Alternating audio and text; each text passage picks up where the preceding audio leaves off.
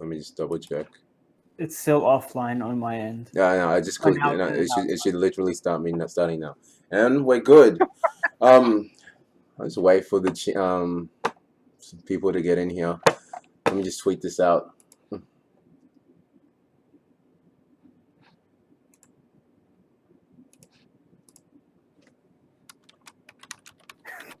That geese picture. It's awesome.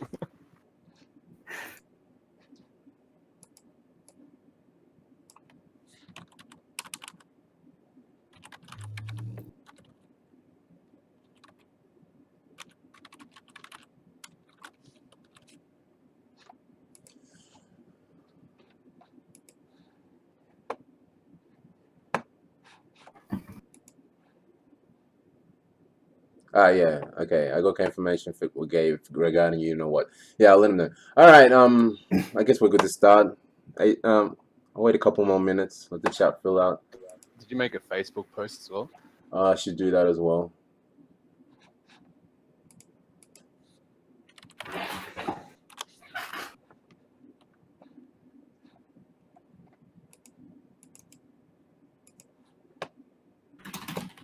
Thank you for that post and the ways. Do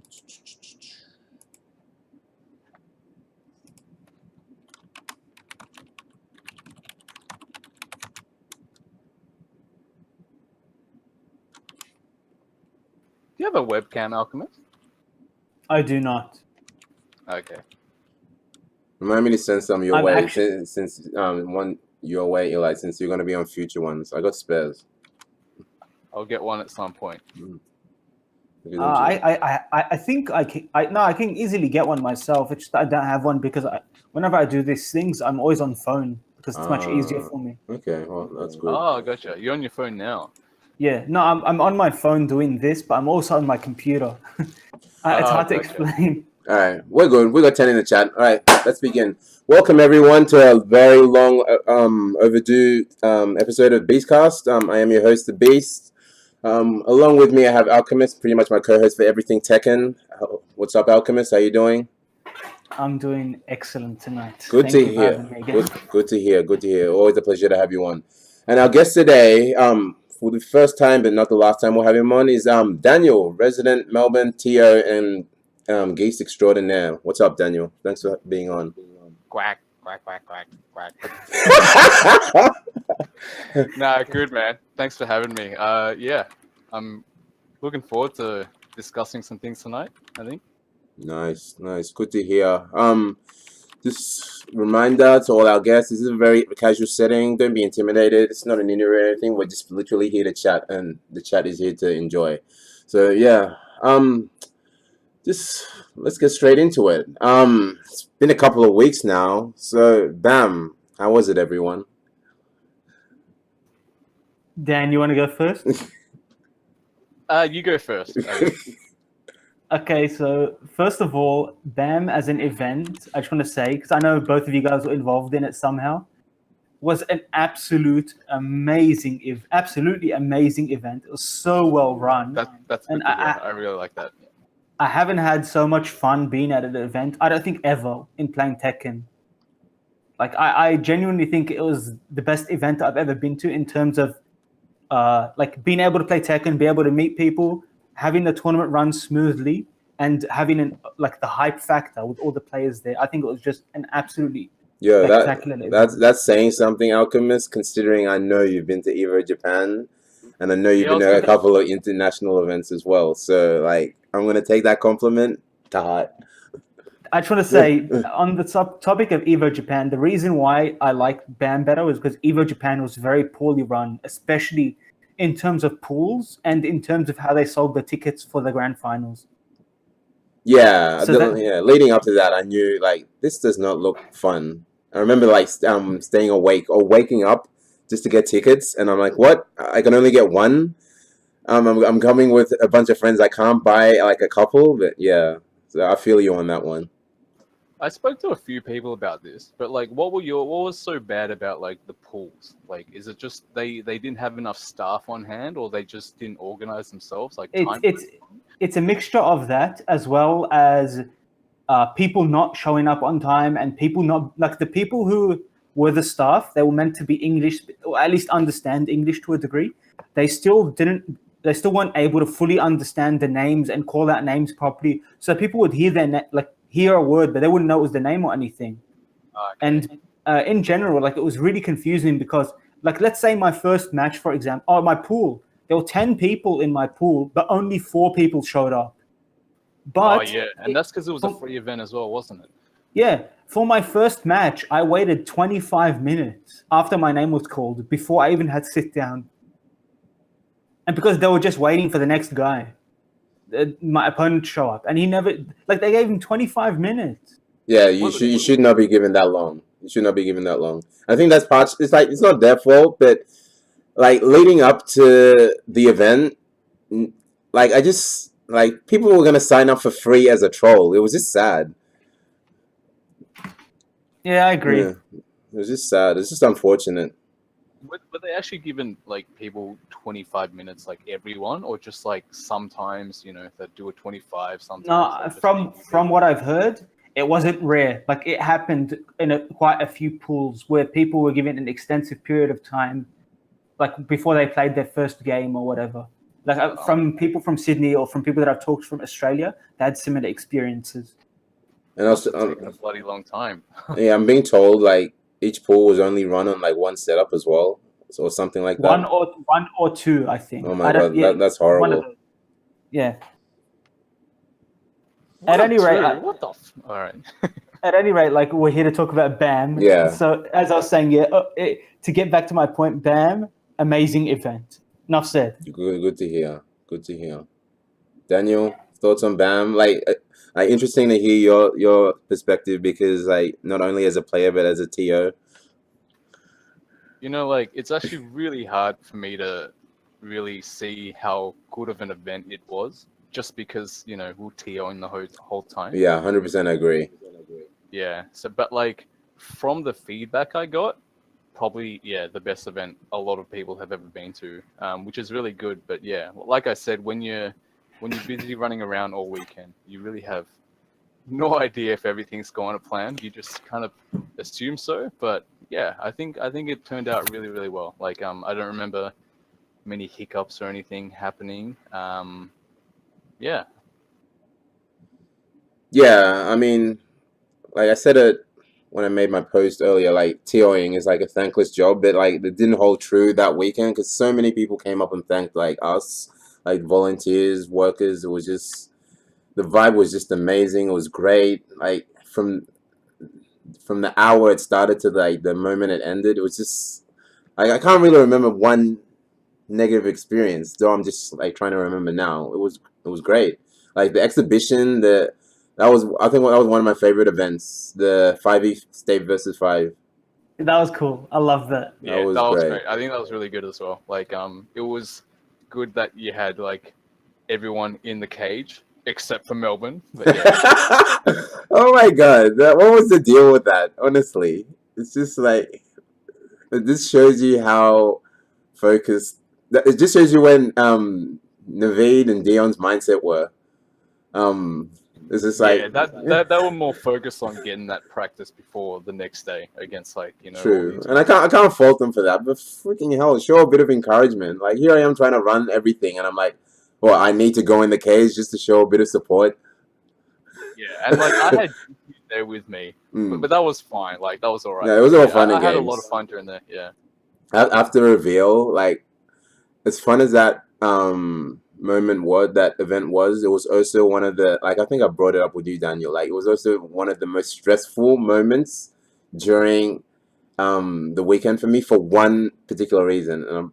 So when Melbourne was playing South Australia, not many people know, but Dookie, like he's sponsored by Jam. He plays Street Fighter, but he does play a lot of Tekken. Like people low key underestimated him. And dude, I underestimated him as well, and then like I saw him just like bodying people. He ended up beating Aiken. Well. He ended up beating Aiken.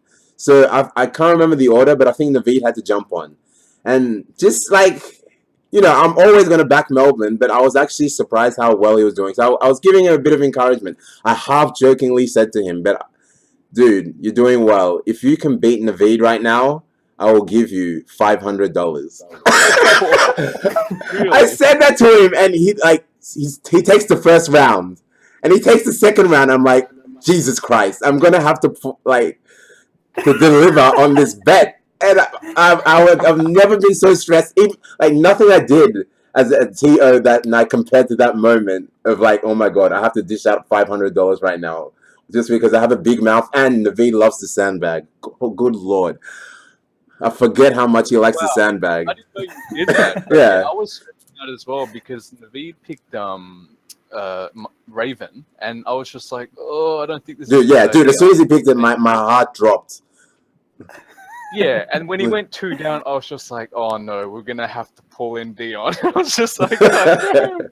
But yeah, that was up there for a stressful moment for me. I was gonna ask, what did you think of New Zealand, Eli? Because I don't know how much you've had the chance to play them or not, whether online or probably not offline, but I guess the big breakout was that exhibition. Yeah. So I played for like a really long. Well, long is subjective in this case. Yeah. Long sets, so like 5 hour set Mm-hmm. over like a weekend against Core Nova when I was in Korea for IESF, Mm. and I talked to him a lot, and like I can understand. Like he thinks a lot about the game, and in a good way.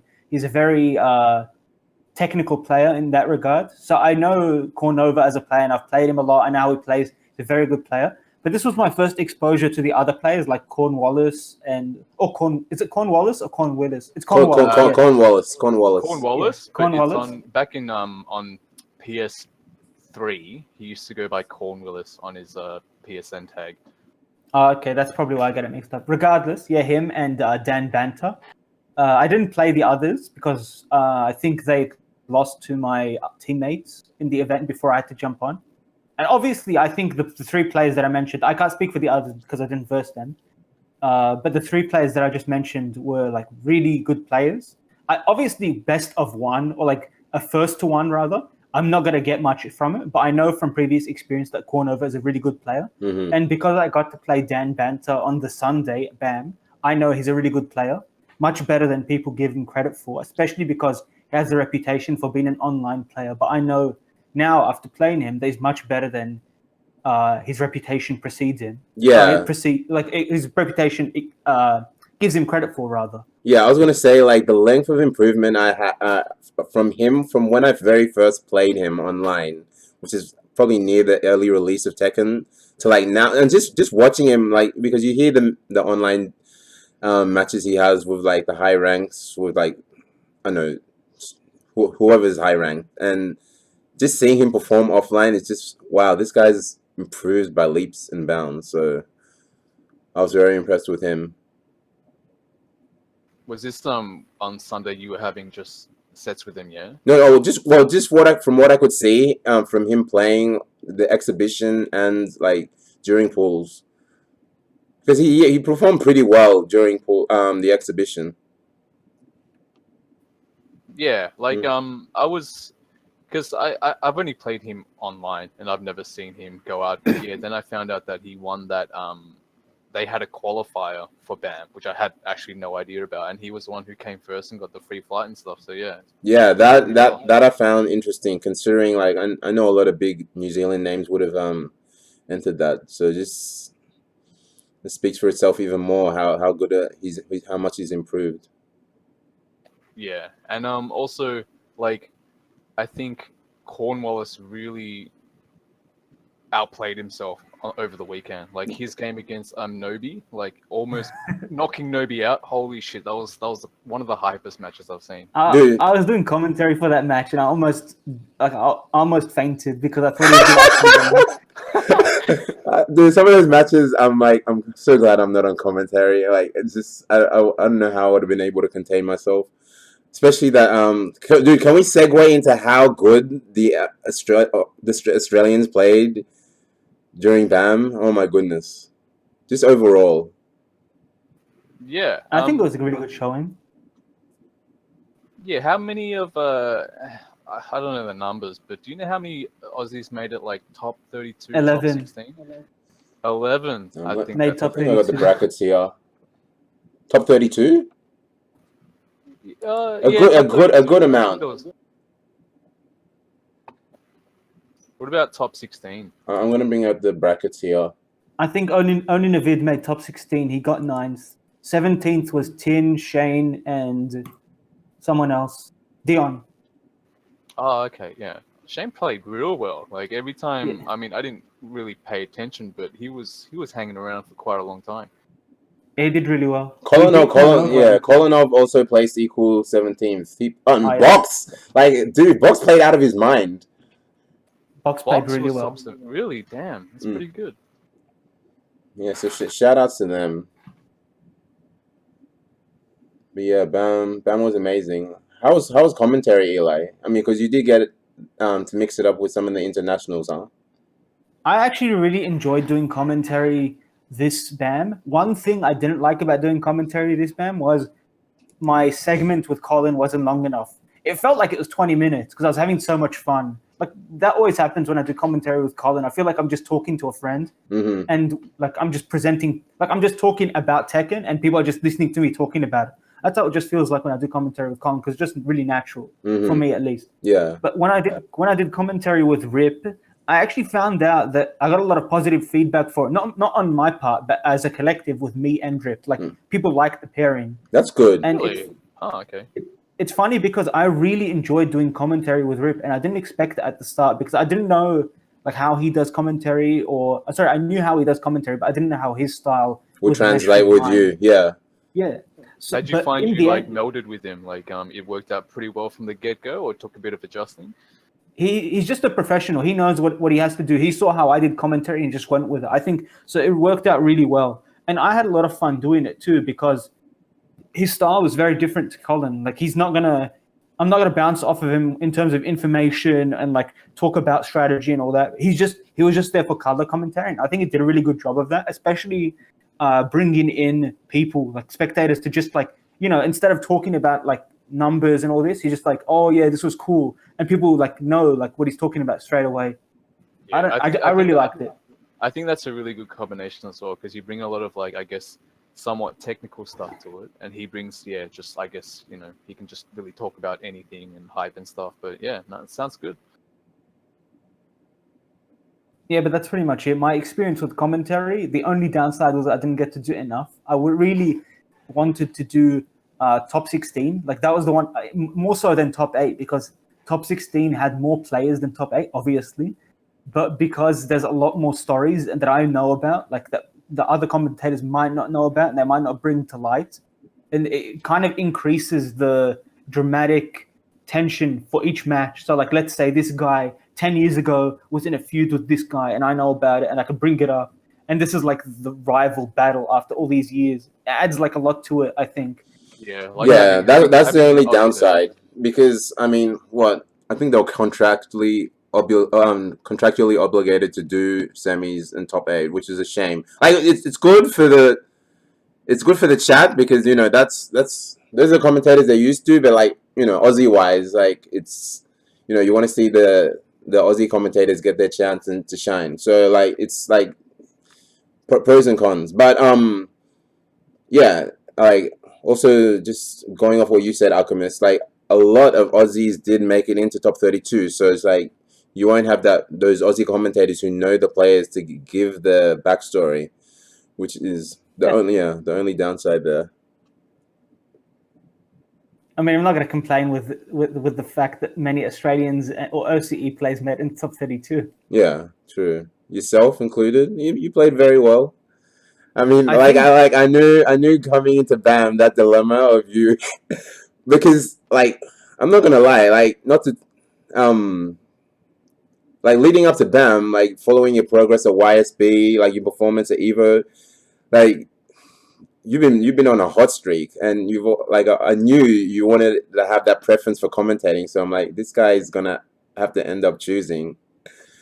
But like I talked to a few people about the same thing, but I knew that if I had to choose, I'd prefer to do commentary. Yeah, see, but in that regard. see, the only good thing, the good thing in that regard with the international commentators was you kind of really didn't have to worry about that. Like, unfortunately, like, but you know, at least you got to focus in playing in that regard. So, you know, positives and negatives, but yeah, you'll get more chances, I reckon. You did 4 hours straight, yeah. Yeah, 4 hours straight. That's actually nothing. Like compared to the comment, I've done 6.5 hours with Yuvan at OHN last year.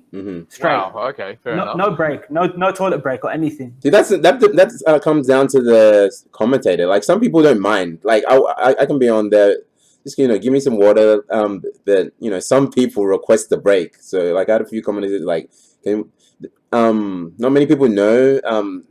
Like, from the get go, we had a little issue with timing. And especially in pools C1 and C2, there was actually one player that held us up for like a good 20 minutes. Oh my god, it was infuriating. And I was just like, was it Dion? No, it wasn't Dion. It was an Injustice player. Like, shout outs to Dan. Like, I know it wasn't your fault, but like, he was held up in some Injustice brackets, and he was literally holding up 3 successive matches on our end. And I'm just like, we need this dude to play. Like, I'm not trying to like say he's a bad player, but I knew the next match he was gonna play, very high likely he was gonna lose. I'm just like, can we just have this dude play so we can carry on? But oh my god, because like the stream as well, or sorry. Did he hold up the stream as well, or just mainly the bracket? Mainly, well, because it got to the point where like we would need the tail end of the pool, so it was kind of in a sense holding up the stream. I just wanted it done, but yeah. You know, I expected myself to lose. Like, I thought I'd lose my voice a lot harder over the weekend, but it wasn't as bad as like last year. I think for some reason. Thank God for that megaphone. Oh yeah, lifesaver. All right. I lost my voice last year at BAM. This year was fine. Last year I went like I can't remember what made me yell, but I knew like I think it was the Saturday where I had to do commentary. Like, I already lost my voice. I still did commentary. Yeah, I lost my voice before BAM for more reasons than one, but that's another story for another day. What I was really impressed with was just how like apart from the small time problems we had, just how like efficiently we were able to get, because like shout outs to Namco, like they were providing the setups as usual. But one of my main concern for this tournament was like we doubled numbers, which was crazy. We went from like 100 and was it? Yeah, 100 102 to wasn't it 121? No. Last year's BAM was 100, 102 if I remember, 102 or 103, and we went to 200 and like 11, and like I think 2 sneaked through on a technicality, but yeah, like my worry is like, oh my god, we pretty much doubled entry numbers. I hope Namco pull through with like the same amount of setups, because this tournament is going to take a while. Luckily, it all went like without a hitch. We ended up having quite a lot less setups, right? But yeah, because like Namco, like they were showcasing Soul Calibur and you know, Dragon Balls is being promoted, so like a lot of Namco setups had to go that way. So was it just me, or did it feel like it was really cramped this time around? Like, well, we doubled numbers, so that's probably the reason why. Yeah, because I wasn't sure. It just felt like there was no room, and I was thinking if they pushed the tables out a little bit more, it would have been much better. Because like you literally couldn't walk through the middle at some point. I don't know. Put that down to logistics. I mean, you gotta have a decent amount of walkway. But yeah, that probably would have worked as well. But I chuck it down mainly to entrance doubling, like competitor wise, and then you got spectators. Oh my god! Like just check out the photos of the crowd, and you'll see. Yeah, and one of the hardest things I found was trying to provided we were TOing, but the hardest thing was like trying to catch the really good matches and also organize which good matches to put on stream. Like, I think I missed out on so many good matches, but yeah, there are a couple. I mean, Alchemist, who did you end up playing? Low high. I lost to Saint off stream. Yeah, Saint off stream. Yeah, I really wanted that. It's funny because Lazy Dave came up to me. He's like, "No disrespect, but why isn't this on stream?" I'm like, "Dude, I feel you." Like, but one, there's a match playing, and like, there's already one like waiting, and like, it was during that point where we were kind of running slightly behind schedule, and I'm like, I really want this match on stream, but I also got to keep in mind the time frame we're in. So yeah. Like if you were listening to like Abby and I, we were just both trying to like juggle the amount of matches to put on, and I think at one point there was about 3 or 4 backed up, but then each of us had another match to put on, and they were all real good, but in the end there was just not enough time to run them all. But I'm glad I ended up putting Tin and Kudans on there though. Yeah, they literally waited forever, but that was worth putting on stream. I think every match that you guys put on stream was a match worth watching and a match worth being on stream. I think you guys did a really good job of doing that, to be honest.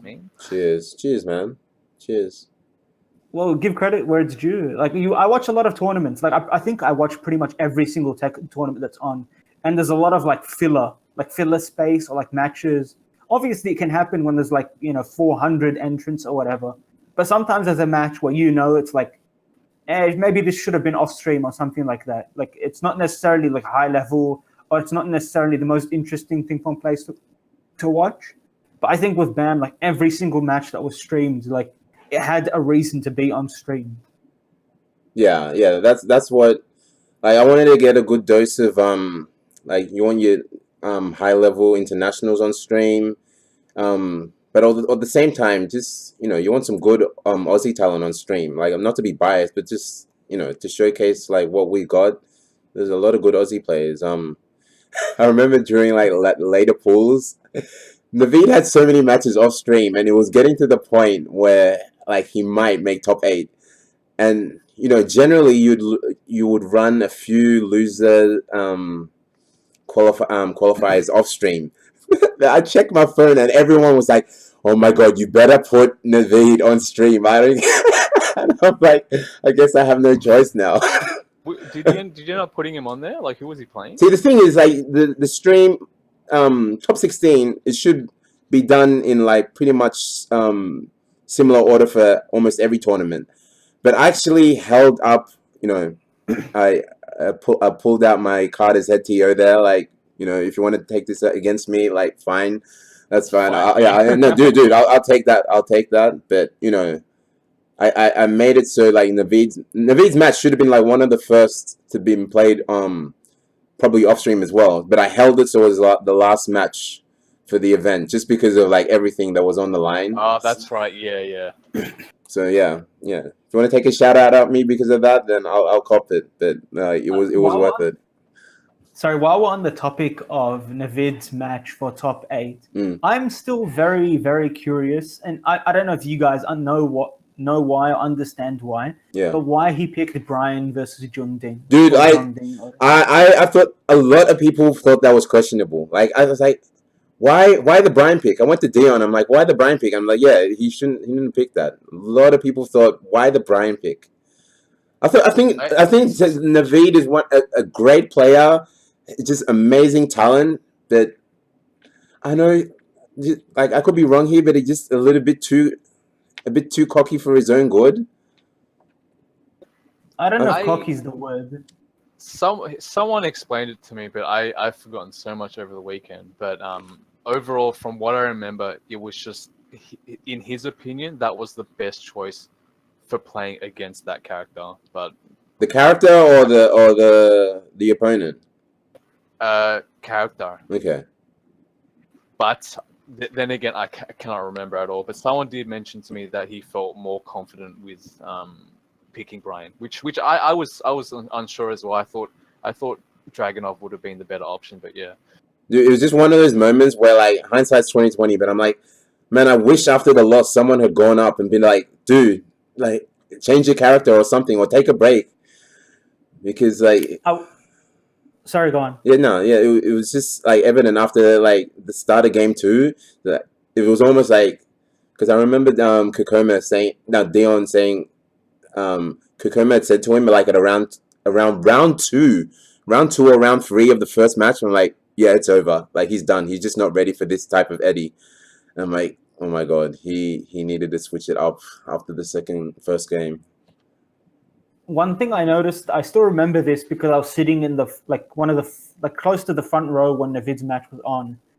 When he was losing to John Ding in that match, he wasn't. I can tell he wasn't necessarily 100% focused, or at least I felt so, because I can see him looking at the crowd, or like when he lost a round or like a match, he'd be expressive, like he wasn't happy, and you can see it. I know what you're talking about.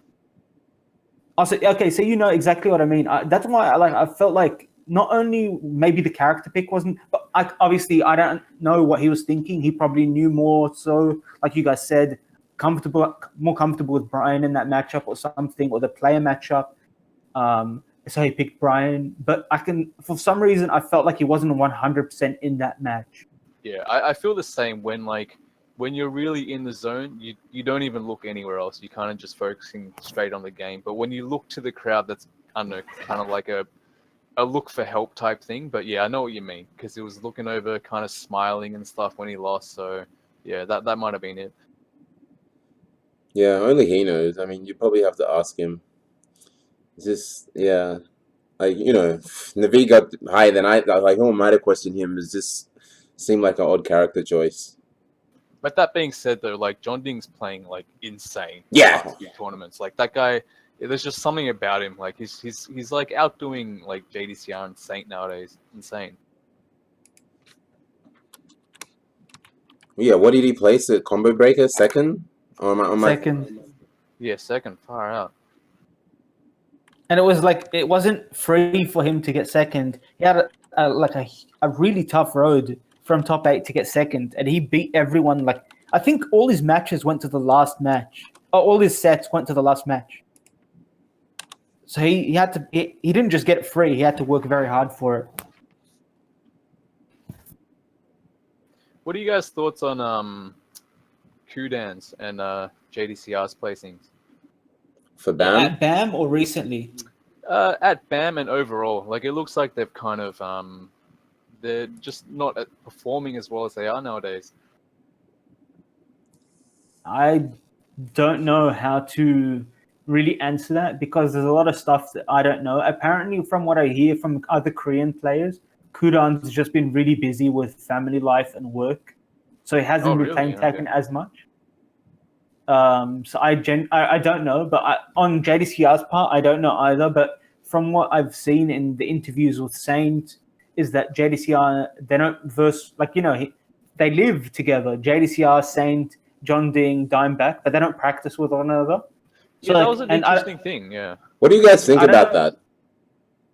Oh, I think it's fair, because they're all top level competitors, and they're trying not to reveal their strategies or like give their competitors or their opponents advice or experience against the character. Like, everyone wants to win.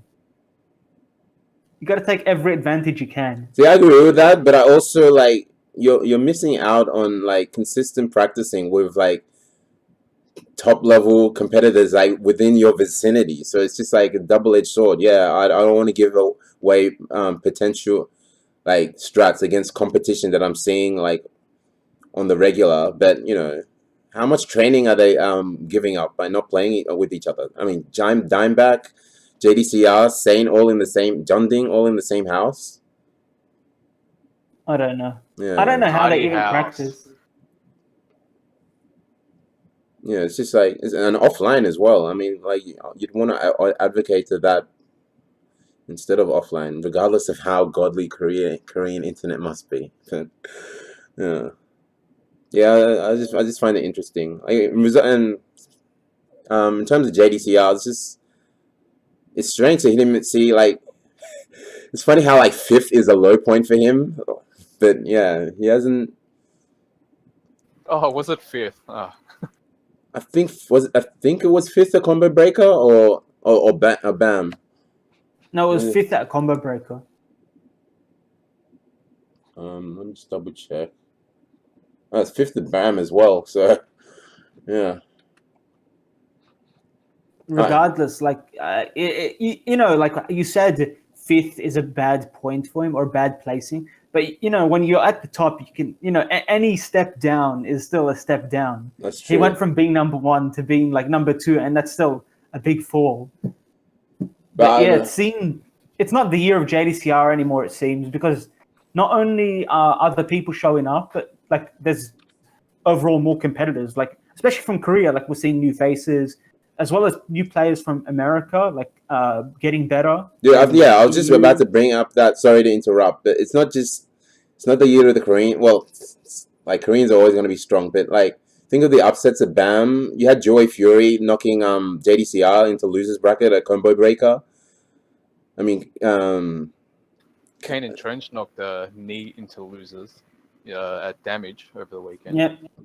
Yeah, it's just everyone's like finally have gotten that time with the game, so everyone's leveling I don't know up. if that's it though. I genuinely don't think that's it, because like at a certain point, it doesn't matter who you are. You'll plateau with how much you can learn from the game, and then like from that point, it's just you hone your fundamentals and basics, and you every now and again you pick up a scrap of knowledge, and you just get better at something. But you get to a point where someone like a Korean has been playing for 2 years or whatever, and they've practiced everything, but they've gotten to the point where there isn't much more to practice.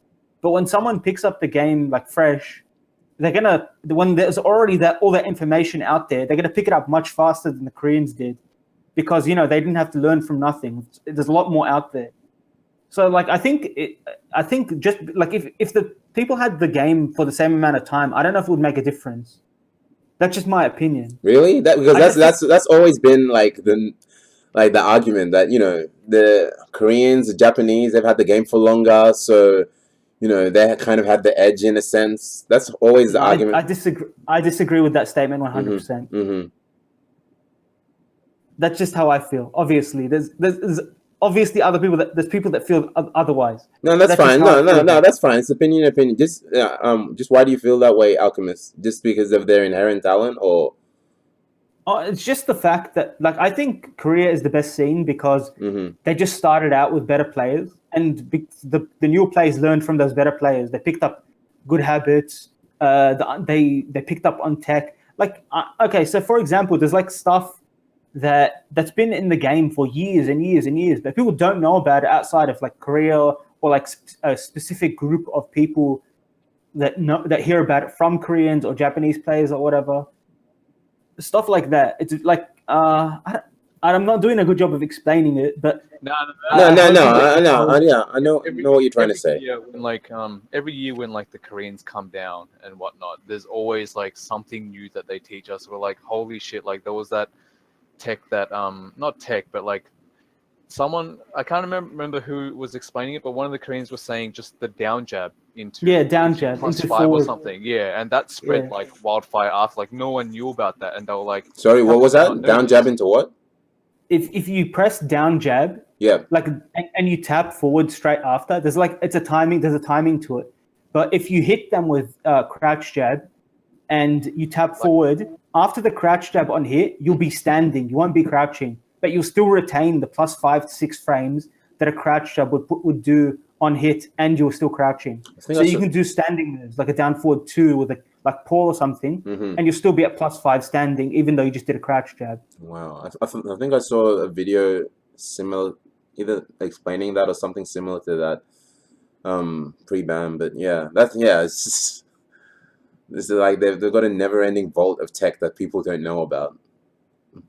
Yeah, so each year we kind of learn something new, bits and pieces, but yeah, like Alchemist was saying, they've got just a lot of information that we haven't even figured out yet. So yeah. A good example is last year at OHN, where Jacob, Gypsy, you guys know Gypsy. Yeah. Yeah, he never touched Tekken 7, and he comes in, killed it as well. And he beat Yamasa Yu, who's an active player and sponsored player for Tekken 7, 6 rounds straight on stream with day 2 Eddie. That was I don't insane. know that. That was actually insane. Yeah. Yeah, that just speaks to how good he is, man. It's like I wasn't there, but all I heard was like the day before he was getting people to teach him stuff, and then what did he come like top 8, top? just shy of top 8. He came top 16. Okay. I think it was 13th. I think so. I don't know. Yeah, at any rate, like to go back to the question, what was the question? Just your opinion on why you think the length of Korea and Japan, why they've had the game longer, doesn't influence why the scene is so much stronger. Yeah, like I just think it's because of the overall environment. Like it's a healthy environment for growth in terms of skill and understanding of the game itself. When you have people who facilitate, you go into a death match. Like, let's say you're like a decent player, you're like mid-level Australian player, and you do decent, you play well, and you go okay with most players in Australia, and then you're in a death match against Knee. Like, even though you're gonna get destroyed, like after 100 matches, you're bound to learn something. I think that's what happens with Korea, but when it happens in Australia, like it's extremely gradual because the difference in understanding and skill is the gap is much shorter than it is whereas from Australia to America or not America, Australia and Korea. Yeah, so there's a lot more to be learned and a lot more to be had. Yeah, this is also true. The amount of players as well playing, like, with here, I mean, we have players, but not as many. Like, you can jump online, I'm guessing, at any time, and you can play anyone in Korea, right? Probably. Well. For example, you guys know Elk Sasroni or whatever. He used to be a Bruce player in Tekken Tag 2 and Tekken 6. He plays Josie now, and he streams at 3 a.m. to like 6 a.m. Korean time. And he still finds opponents at blue ranks. Oh, really? Wow. Okay. Yeah. There you go. Yeah, exactly. Yeah, I think it's more so to do with what Alchemist is saying because, like, population-wise, isn't North America bigger than obviously South Korea, but yeah, the scene is just so much stronger. So it's like, I think like most Aussies have somewhat made that argument at one point in time, like our scene's too small, but for as small as it is, we do have pretty strong players, so it's not always about population. It's just, if I'm gonna steal a comment from the chat, ironing, sharpening iron. Shout outs to DreadTech. So Alchemist, what do you think? What do you think are the some of the things you didn't like about PAM, or like downsides, you think? Downsides? Yeah, is anything in particular that you were just, didn't I wanted to quite play well? more casuals. Oh, dude, don't get me started on that. Like, it's... I feel bad for doing this, but I made an effort to not play players from Australia or OCE in general. That's racist, I played pretty much only Koreans because I wanted to pick up on their tech and I wanted to see how well I do against them. The only people from Australia that I played were Asa from Brisbane because I just wanted to have some fun and he was there and it was a free setup. Yeah. I played Rek, who's from Sydney, because I wanted to warm up for my top 32 match, and I was versing Yamasai Yu, so I wanted some Feng practice. And I played my first to 5 with Tin and my casuals my match with Dan Banter. So those were the only... How'd you go against Dan Banter? Dan Banter, we played I think total of, let me count, 13 matches. And he won the first 5 clean. Oh, wow. It took me... He plays very fast, and I couldn't pick up on his style. Yeah, more evidence of why Alchemist loves the first to 10 as opposed to first to 3. He played Shaheen, and I played Paul. So, because I was playing Kazumi the entire day, so I wanted... actually, I played Kazumi the entire weekend. I only played one other character, and that was Paul for first for the 5v5 and against Saint. Every other match I played was Kazumi because I was trying to pick up on habits from the Koreans that were giving me advice and everything. At any rate, back to the thing where I was saying, when I versed Dan Banter, he won the first 5 clean. And then we played, I think, up to 13 matches. And if I remember correctly, the final score was 5-8 his way. So he's, like I said before, he's a much better player than people give him credit for. And I really enjoyed playing him. Wanted to play longer. And I really wanted to play Core Nova after, but that's when the venue was shutting down. Yeah. So, yeah, I didn't get to. But, yeah, like I said, most of the matches I played were against Koreans. And I learned so much from those sets. I don't regret not playing against like OCE players because I don't know if I would have learned as much, but I learned a lot. That's completely fair. That's completely fair because I reckon anytime you travel to like even if you didn't have internationals come down, you just want to, like, it's a major. You want to be playing people different. But even in the scenario where BAM was like, you have exposure to all these great players, why wouldn't you want to just pick off the habits of the best players in the world? So yeah, I think everyone either had that mentality or like because you're a little bit more of an OG and you're more seasoned, so it's like it's not just about playing new people. Like, what can I pick up? Whereas like exactly. Yeah, whereas like newer players were like, I'll play anyone, or like I'm just happy to play games in general. So yeah. Well, my favorite set. Sorry, go on. Oh no, sorry. I was just gonna ask, like, what do you think the biggest takeaway was that you had from playing like all the internationals? Oh, okay. So like I'll keep it brief, but I versed Kuro in a first to 10 that we didn't get to finish because he had to play his match in top 8. Yeah. But I was playing the first to 10 with him, and he taught me how to fight Mishimas when played in a Korean style. I won't explain how because it's like really in depth. Maybe another time. Mm-hmm. But okay, if I wanted to say what the most important thing I learned was from playing against the Koreans was I did a first to 10 with Ulsan, who is top 3 Kazumis in the world, I would say. Yeah.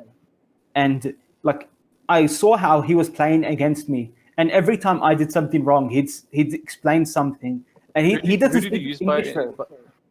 I would play the Kazumi Mirror. Oh, gotcha. Okay, yeah. And like he would explain stuff. Like I would talk to him about this combo. Like I know all of Kazumi's combos, but he would explain like this time use this one or this use this. In this situation, this move is the right move to use. Like he saw how I was doing things, and he explained like how I could improve it rather than say you're doing it wrong, which I really appreciated because you're saying it's not like he was saying you're doing poorly. He's just saying you could be doing it better.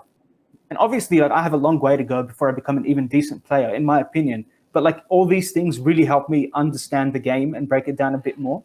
So I was very appreciative of what like the input he gave me, even with his limited English. Yeah, so that was my cool. takeaway. How about you? What did you guys get from that? I was gonna ask Daniel, like, yeah, how did you feel about your games? Like, I know you were busy TOing, but like, what were your takeaways from the games you got to play? Because I know how many internationals you got to play. I know you ended up losing to Lee 3. Yeah. No, I was gonna say I wish I could have played like a lot more casuals, but there literally is like no time when you're TOing, which kind of sucked. But I got to play Tanukana and I got to play Lee 3, and with Tanukana that was on stream. I was gonna ask you guys as well if you guys played on stream, but did you guys feel the setup lag at all? Like I know a lot of people complained about it, but I was wondering if you guys noticed it at all. I played 2 matches on stream that were pools. They weren't top 32 or anything. And I'm going to be honest, I didn't really notice anything, but maybe there was, and I just wasn't paying attention. I know that when I was playing the state 5v5, I can't remember who it was. Someone on my team said it was laggy. It wasn't until like near the end of like later pools where a few people, like a couple of people came up to me about, I think it was Asa, about the stream setup lagging, and I'm like, this is the first I'm hearing of it. And then like just out of concern, I asked a few people, and the people were like, yeah, the stream setup's kind of laggy. And I think Tanukana made an issue of not playing on stream. I didn't know at first because like she was supposed to play Yigs on stream, and she made an issue. She was making an issue out of it, and people just thought she was shy. But maybe that was the issue, that the stream setup was actually kind of laggy. So I don't know. But at that stage, it was kind of a bit too late for me to check into it. So yeah, I can't remember if this was Dion or someone else, but they were saying that Kokoma picked Geese specifically because of the lag. Oh wow! Saying that they could not react. You could not react to the mix-up, and that's why he utilized Geese in that situation. But I don't know. I heard that, but yeah. Yeah, because like as soon as I heard that complaint from us and a few other people, I went to like the streamers and like, dude, is there a problem with the monitors? And I'm like, no, it's the best monitor around. It's like 1 millisecond of lag. I'm like, I don't know, what can I do here? Maybe it's just like everything that's being hooked up to it, but yeah. Apparently even Rip said there was some lag too. I don't know. It's just it's something we can fix for next time. Just to make sure, practice on it.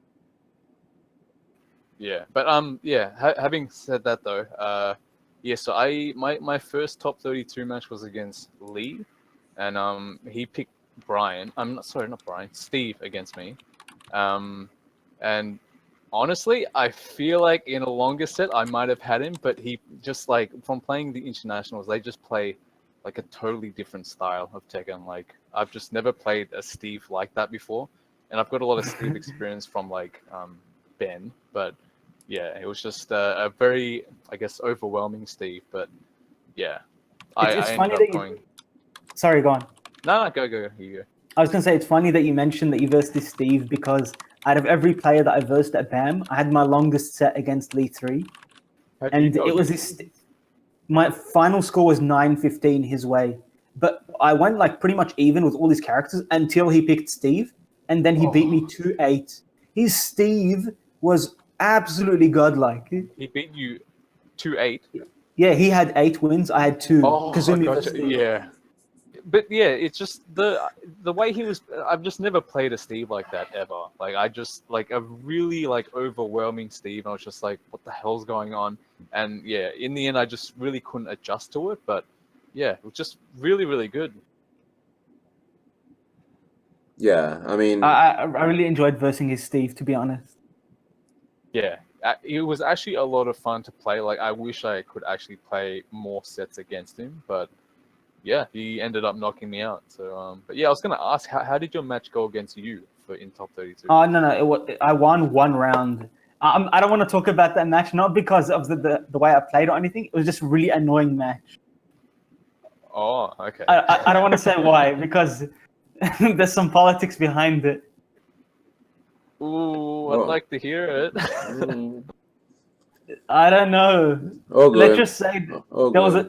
You know that Liberty. Let's just say there was a certain person behind us cheering very loudly, sort of like Kaba assist in terms of Street Fighter. Oh wow! Did we get that? I don't know if you guys get that reference. No, I got that reference entirely, man. Yeah. Dude, you guys type it to me. No, like okay. What are your thoughts on that, Alchemist? I mean, what was this? This wasn't on stream, obviously. No, it was off stream. Yeah. Look. I feel like you know. After that, I know that reference you're talking about, and I actually had thought about it, but it's just like Australian mentality is like we kind of go crazy as spectators anyway. So I feel like it's something that everyone's kind of used to, but at the same time, I can see how it could be frustrating for like a player who might not like that. So I think that the only solution is to have, like in the future, I don't know how possible it is, every pool setup have a headset. I think I would have lost anyway. I wasn't prepared, but I feel like if I was prepared, I could have beaten him, to be honest. But you know, it's in the past, and I have to look forward to my future matches. So I can't really say anything about it now. Yeah, but I know. You know, speaking of matches at BAM, I'm curious because we're just talking about you, who's a Feng player. Yeah. dANiel. So do you see yourself more as a Feng player or a Geese player now? Or is there just like a middle ground, and it depends on who you're versing? I think it's a middle ground, but I like because when Geese came out, I just had a lot of fun playing him and learning him. Like it took me a long time to actually get somewhere with him, and so I think like it was just rewarding to actually play decent with him. So that's why I'm just playing him like nonstop. But yeah, I literally play him because he's just really fun. But like like you were saying, like sometimes if I feel like for matchup reasons, I will just switch between Fang. So yeah. You play the same characters as Rek. Your Yeah, main two and like characters? You mean Red plays the same characters as dANiel? yeah, actually that's right. And not only that, Dan Banter plays like the same characters as me as well. Dan Banter plays everyone. Yeah, that's true. But yeah, I'm looking at the chat. But if Ganrai came out, it's game over. It's game over. Yeah, we need more Ganrai players in the scene. I remember you were the only one that played him like as a main, weren't you? Yeah, and like like funny story. When I first started playing Tekken, or not first started playing, but when I first played in arcades in T5, I picked him up because he was just funny. That was the only reason I picked him up. He was the biggest joke looking of a character. Like he could do that sit move and like where he jumps on them and sits on them, and I just do that to people like the whole time. But yeah, like in Tekken Tag 2, my main I couldn't really think of a main at the time, so I picked Law and Fang, and it just didn't work. And then I ended up swapping Law for Ganryu, and yeah, he's like been my waifu ever since. I'm glad you're not a Law player. Oh, I used to be like Law was my main in T5 and 6, but then like after that, he just wasn't quite the same anymore. Like when Tag 2 came around. Fair enough. All right, I got another question for you guys regarding BAM. Who are like, you can name a couple if you want. Who are like your standout performers, like Aussie wise, international wise? Tin, Yeah, aka the God. aka Lord Minho. No, that because I was playing. I think I was playing someone off stream or like a casual or something. So I wasn't 100% watching the match, and then I turn around and like I'm looking at the stream, and someone says Tin beat Kudans, and I felt really bad that I didn't watch the whole thing. Mm-hmm. Oh, were you playing? Because I don't know what I was doing. Something I was playing. I think it was either casuals or some sort of pools match. I don't know. I must have been playing. What about you, Abby? Who was your standout, you'd say? I was just gonna just pick Tin as well. Honestly, like I don't know if they're standouts because like a lot of like I like to think I know most people within the oceanic scene. To be honest, like a lot of the New Zealand guys impress the hell out of me because I'm not privy to like everything that they do. I mean, Cornwallis, Zarzog does exceptionally well almost every single time. Cornwallis almost they only lost out to Kolinov for a spot in top 32. Dan Banter, they all did well. Yeah, I think for sure. I think like New Zealand is the first time we actually got to see like a bunch of them, and like they were all very impressive. Like especially like seeing them on that Friday in the 5v5, you knew that they were like a force to be reckoned with. Yeah. Yeah. But yeah, Cornwallis is like my favorite person to watch now. Like his Yoshi is like awesome. Like he should have joined that. There was like some Yoshi off going on between like 3 or 4 different Yoshis. No disrespect to TQT Ninja or the others, but he would have had that pretty easily. Yeah, and like I've known Cornwallis since T6 days when he used to go under Cornwallis online. Like this was when no one played online, and like I'd always play his Yoshi, and then like this is the first time I've seen him in person, and like yeah, he's improved so much. Like he's probably one of the top players now. Yeah. Yeah, dude. I also wanted to shout out Kolonov. I mean, like, he's regarded as the Brisbane player that never plays, but still makes top 32. Beat Tanakana to do it. While in top 32, and like only lost out to Naveed, in losers. And box as well. Like I follow YSB pretty closely, so I see him place well. Just but to see him at a major and like he took out Rip. He lost 2-1 to Kakoma. It's just yeah. I mean, I'm sure Alchemist knows better than anyone else how well. Box has improved a lot. He's become one of the premier contenders at most tournaments in Sydney. And he's actually started coming out to a lot of offline events, whereas before he didn't. Not excluding YSP, he would always come out to YSP. We're having a lot more offline events like the Bankstown Weekly and the BKB Weekly, which was just a new thing. And he's always at these things. And I think he's like picking up on a lot of things, and we're picking up on a lot of things from him. It's really good for the scene. And not only that, but yeah, he's improving a lot. How long has he been around for? He's been around for a while, right? Long time. I'm pretty sure he was like playing for a long time before I started playing. I think if someone in the chat can confirm, I think he's been around since Tekken 6. Oh, okay. So it's only very recently he's just made a big like improvement, like just placing top 3s and whatnot all the time. No, yes, I don't know. He was always good, but yes, like now he's just gotten the hang of things, I guess. I don't know how to put it correct or put it right, but I think now he's just improving and figured out how to do things right on his part to place well in tournaments and how to beat the people he might have been losing to before. Yeah. Did any of you guys catch his game against Rip? Like I'm looking at the score now. It's 2-1, but do you see? I think I remember like watching it from like it was one of the many games that I was watching from like.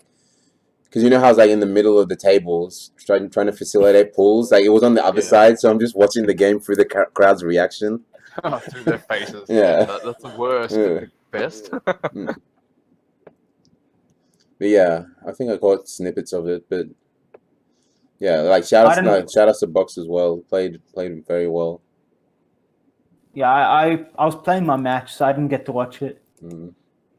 Unfortunately, but I would have loved to watch it. Yeah, that's always the case. Like, there's always gonna be games like you're gonna want to watch, but you won't get the chance. You're either playing Sorry, go on. No, yeah. I was just gonna say you're either playing like watching someone else's or watching the stream. I was going to say the one I regret most not watching is Navid versus Rang Chu. Oh, that one, like I'm halfway with you there because like I just said, that was one of the games I watched from the other side. I was just watching everyone's like, ooh, I'm like, and like you could tell who was winning and losing. I can't remember. That was real close, wasn't it? I'm not too sure because like Navid won. Yeah, Navid won. It was 2-1 at the end of the day. Dude, speaking of Rank True, Abby, you almost knocked him out. Like I was watching your game again. What the hell is going on? Like you were up like. Yeah, I was up the first game, and then the second game I think went to the last round, and I almost had him. I had like an input error, but I know it's like I'm just gonna put this out there. Before BAM, I did not want to play. I just wanted to focus on TOing. Dread made me play, but I kind of I'm glad I did because like I'm still a Tekken player at heart.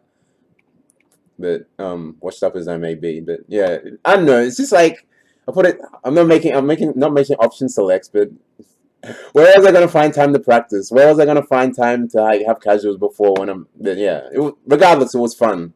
It was all good. It was all good. It was a good experience. Did you end up getting any sort of casuals done over the weekend? None, right?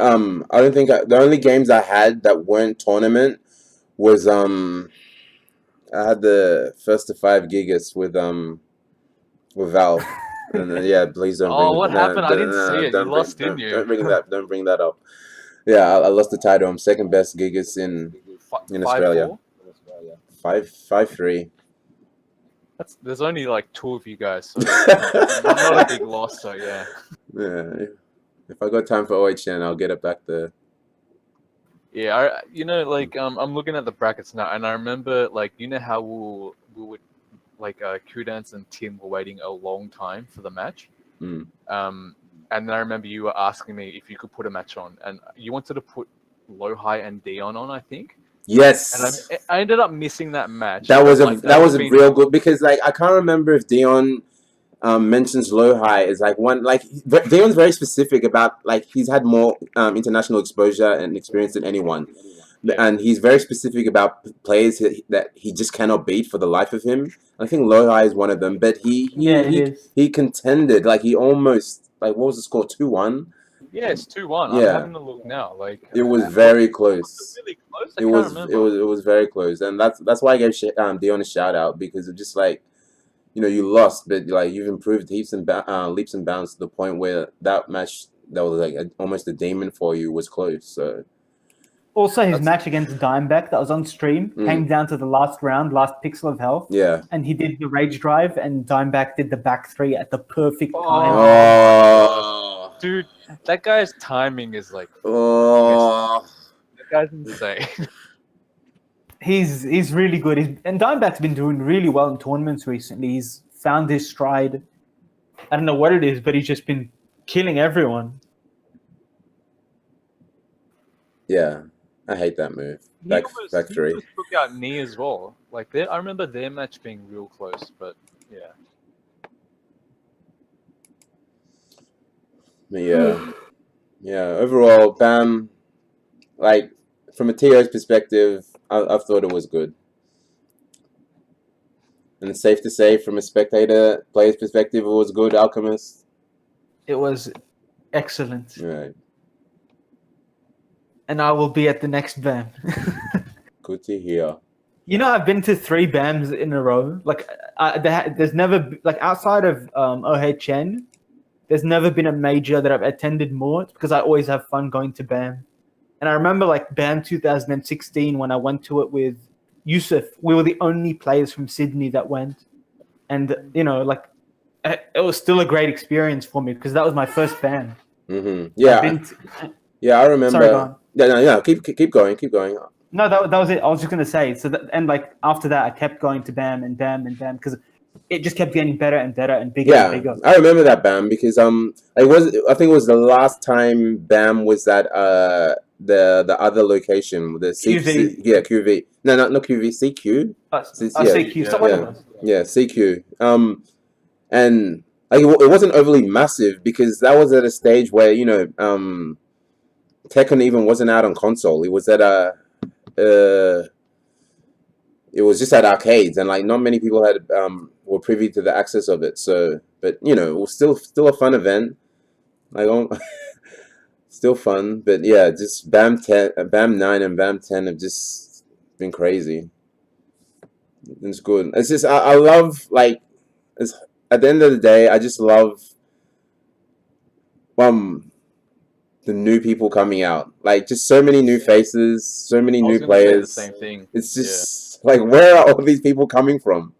Like, we're doing seeding, and like I think it was dANiel that brought it up, like, because at our Rambats for the Couch Warriors Rambats in Melbourne, I think we average like high 20s, maybe low 30s for entrance, and that's in Melbourne. And then we're checking Victorian entrance, and there was like 82. I'm like, who are these people? I was like, where are all these people coming from? Like, they're just like coming out their caves and stuff. Dude, but the interstate like attendance was just spectacular. It's just like, my heart goes out to everyone that attended. It was great, just amazing. That's definitely due to, because like, you know, such big names, Tekken World Tour, like. And yeah, like over the weekend, I had like so many people, I don't even remember their names, just come up to me and say that was amazing. This is my first ever sort of tournament / major, and they're definitely coming back, which is really good. Like, and then after that, like even in the Facebook group, got a lot of requests during that time period as well. So I'm hoping, like, you know, it actually attracted a lot more people to come out. To locals as well. Dude, it's a little bit of everything. It's even like, I have to give shout outs to like Yigs in his Discord. Like the group there is like, it's kind of became its own thing, but like in a good way. And it's just like, it's crazy. People have came out BAM just because of the community that grew there, and just to see Yigs, right? Possibly. I mean, he's kind of a semi-celebrity. Celebrity for sure. I'll give him that. But yeah, Uh, it's been. I just want to say, like, I also got to see a lot of faces that like a lot of people that I see in stream chat that were like, I know them via Discord or via Steam, and they finally showed up to an offline event, and I got to talk to them offline. It was really a refreshing experience because, you know, I've known them online for a few months or so, like, or since the release of the game, but I don't know them offline or like as a person. And like to see that they're actually coming out was like really good because I remember my first like offline event, and I know how it feels to be there. I'm glad that people showed up, and you know, obviously had a great time. 100%. So I hope they keep coming out to these things. Yeah, 100%. It was great to see new faces and old. It's great. It's great, and yeah, I just can't even express how good it is. And like finals day, just watching from the front and seeing Tekken as usual being a packed house is just I love it. I love it. Main game. And it was the main game. Yeah. All right. When does that ever happen? Shout outs to Dread. Couldn't have happened without him. It is the superior fighting game. Yeah, it is. Yeah, well, biased or not, it's just like if you want to compare Street Fighter. Look, I'm gonna disclaimer. I wish nothing but that happiness for all fighting games. Like I play multiple fighting games. I play Injustice, whatever. But you know, at the end of the day, Tekken 7 is supreme. It's just it is what it is. What were the numbers again? Like if Tekken was like 211, and then it was like Smash underneath, right? Like see that's what's even crazier for this BAM is that you know, Smash is always known as like the big number filler, but Tekken had more numbers than Smash Melee and Smash Wii U. Wii U singles had 187. Smash Melee had 182, and we had 211, which is crazy, which is like unheard of in any major. So it's just Tekken went off. How many did Street Fighter have this year? Street Fighter had 128. But no, that's partly due to it just being a ranking event and not like a premiere. But even still, I doubt even if it was a premiere, I don't think it would have got to Tekken's numbers. Does that mean is it part of like the Capcom tour? Or no? No, it was just like it was worth less points, so there was less incentive for like the big names to come down. Okay, fair enough. Yeah. You know, speaking of playing multiple fighting games, as you just said, Abby. Yeah. Are you guys looking forward to Soul Calibur 6? You go, Abby. I've played like 5 games of Soul Calibur in my life, and it's like all weekend I had BK in the freaking chat hounding me for a money match. I'm like, is this thing we do, or more so he does, just challenge me to fighting games, money match for any fighting game. I'm like, I'm not doing it. I've never played Soul Calibur, but like I'll give it a try. I give almost every single fighting game a try, but like I didn't want to. The only reason I didn't give it casual is 1 because I was too busy, and 2 like how you know how am I gonna have like how am I gonna pick up the game when I know nothing about it? So it just didn't seem worth it at the time. But I'll give it a try once it comes out. Yeah, I think I'm in the same boat as well. Like I've never really played one before, but like today I came across that Yoshimitsu video of his reveal in Soul Calibur. I was like, he looks cool. Like, yeah, dude. Charlie is playing that. Better than he does. Charlie is playing that game for sure, easy, 100%. Yusuf and I have talked about the design for Soul Calibur, and we both agree that it's top 3 Yoshi designs of all time. Yeah, they made him into an Oni. It looks so sick. Yeah, dude. Yeah, I'm sorry, but I'm really not a fan of the squid design. That's just me personally. I mean, it's not the worst, but it's just like, come on. Would you rather go bug or squid? T4 Yoshi.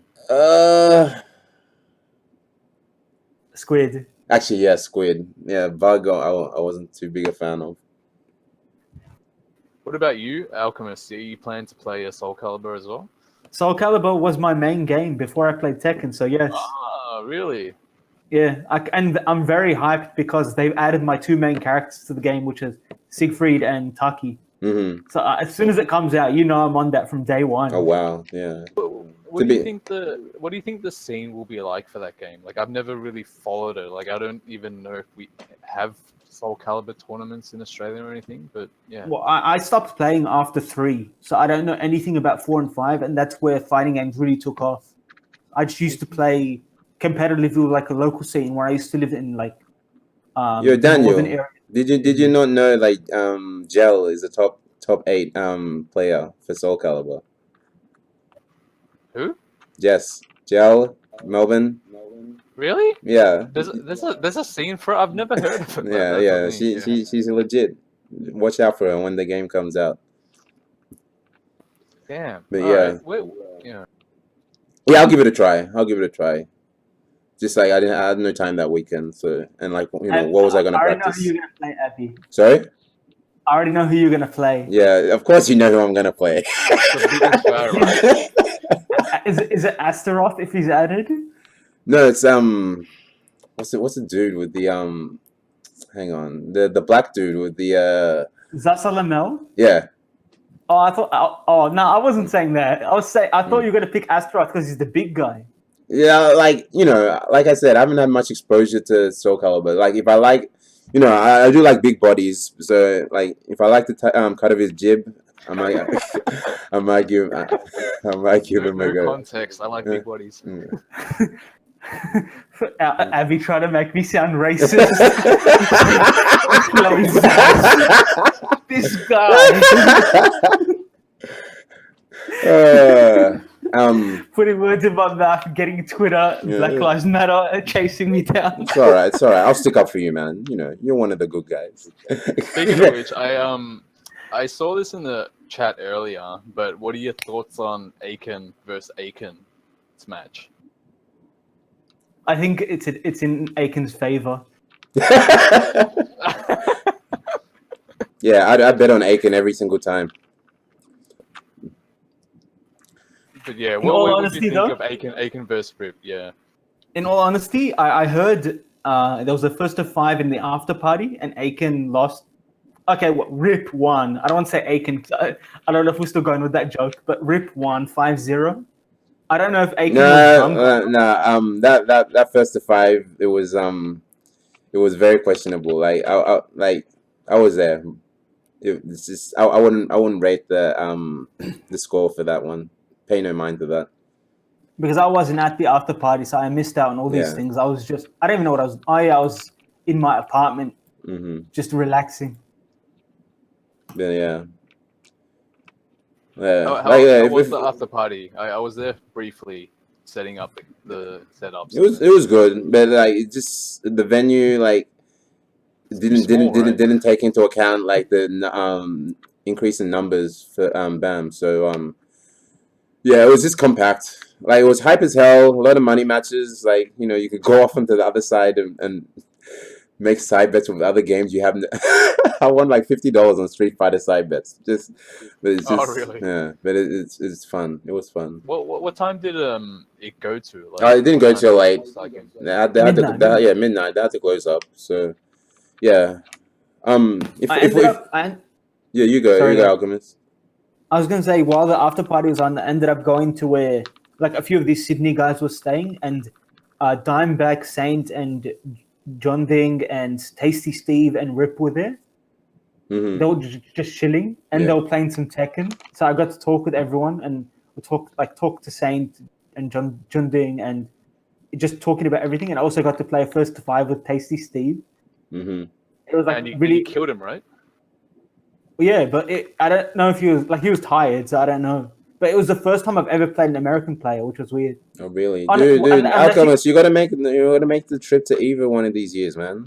I think you do. I might go this year. Yes, I want to hear that. I want to hear that. Might. It depends. I want to hear that.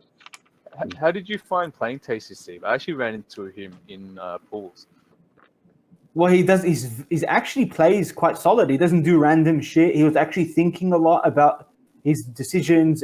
Like I didn't expect him to. Like I'm not saying he's an amazing player, like tier 1 American player, but it was a lot better than I expected him to be. Dude, that's exactly what I thought as well. Like when I ran into him, I'm like, okay, I've seen you play online before, but yeah, he actually plays real solid, and like he doesn't do random shit. Yeah, he's underrated. Like not like top tier American, but like pretty good. He can hold his own.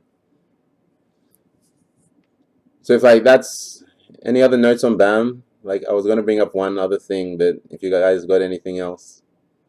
I was just wondering if you guys spoke to any of the internationals and what they thought of the event. Sorry, what? Oh well, it's hard to hold a conversation with the guys that can't really speak English, but they seem to enjoy it for the most part. I mean, they enjoyed lunch on Saturday, Sunday. I think that was fun. Oh yeah, So trying to see, trying to see Naroma trying to tackle pasta, but liking it to JD. That was hilarious. But just a quick story for we took the Japanese guys out and to Universal. Like I'm sure pretty much everyone has heard me rave about it. The place with a massive schnitzel, but Naroma didn't get a schnitzel. He got a pasta, but it was just too heavy. I don't think he finished 3/4 of it, and it was just like, yeah, it's a 9-1 battle. It's pretty much facing JDCR. Yeah, it was so funny. He was just like absolutely defeated by this pasta, Yeah. and like all the other Japanese guys are like giving him shit, like, "Hey, you Mhm. They Yeah. don't make it like back home. Yeah, and like we're ordering. Well, none of them ordered the apartment. They just see it come out and like, oh my god, sugoi! Jesus Christ! Yeah, I think like saying JDCR really like Melbourne. Like every time they come here, that like one of the first things JDCR does is goes and gets coffee. But I remember last year when I dropped off when I was driving JDCR and Saint to the airport, like Saint just like tilted his head back, like lying on in the car seat, and just like, no, I don't want to go home. He was just like, I'm Melbourne, I'm not Korea. No, that's awesome. Yeah, like before I hit the after party, I was with Aiken and his crew, and he was with Kokoma, Kudans, I think Dimebag, and like before I leave, they all like express gratitude. They seem to have a good time. So.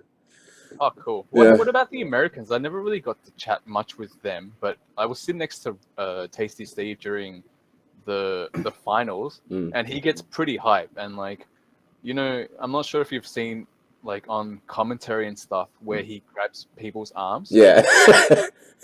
When I first met him, he actually grabbed my arm and squeezed. I was just like, okay, I know how it feels now. yeah. I think he's known for that. I think like all the internationals loved BAM. It was great. Like who doesn't love the most livable city in the world?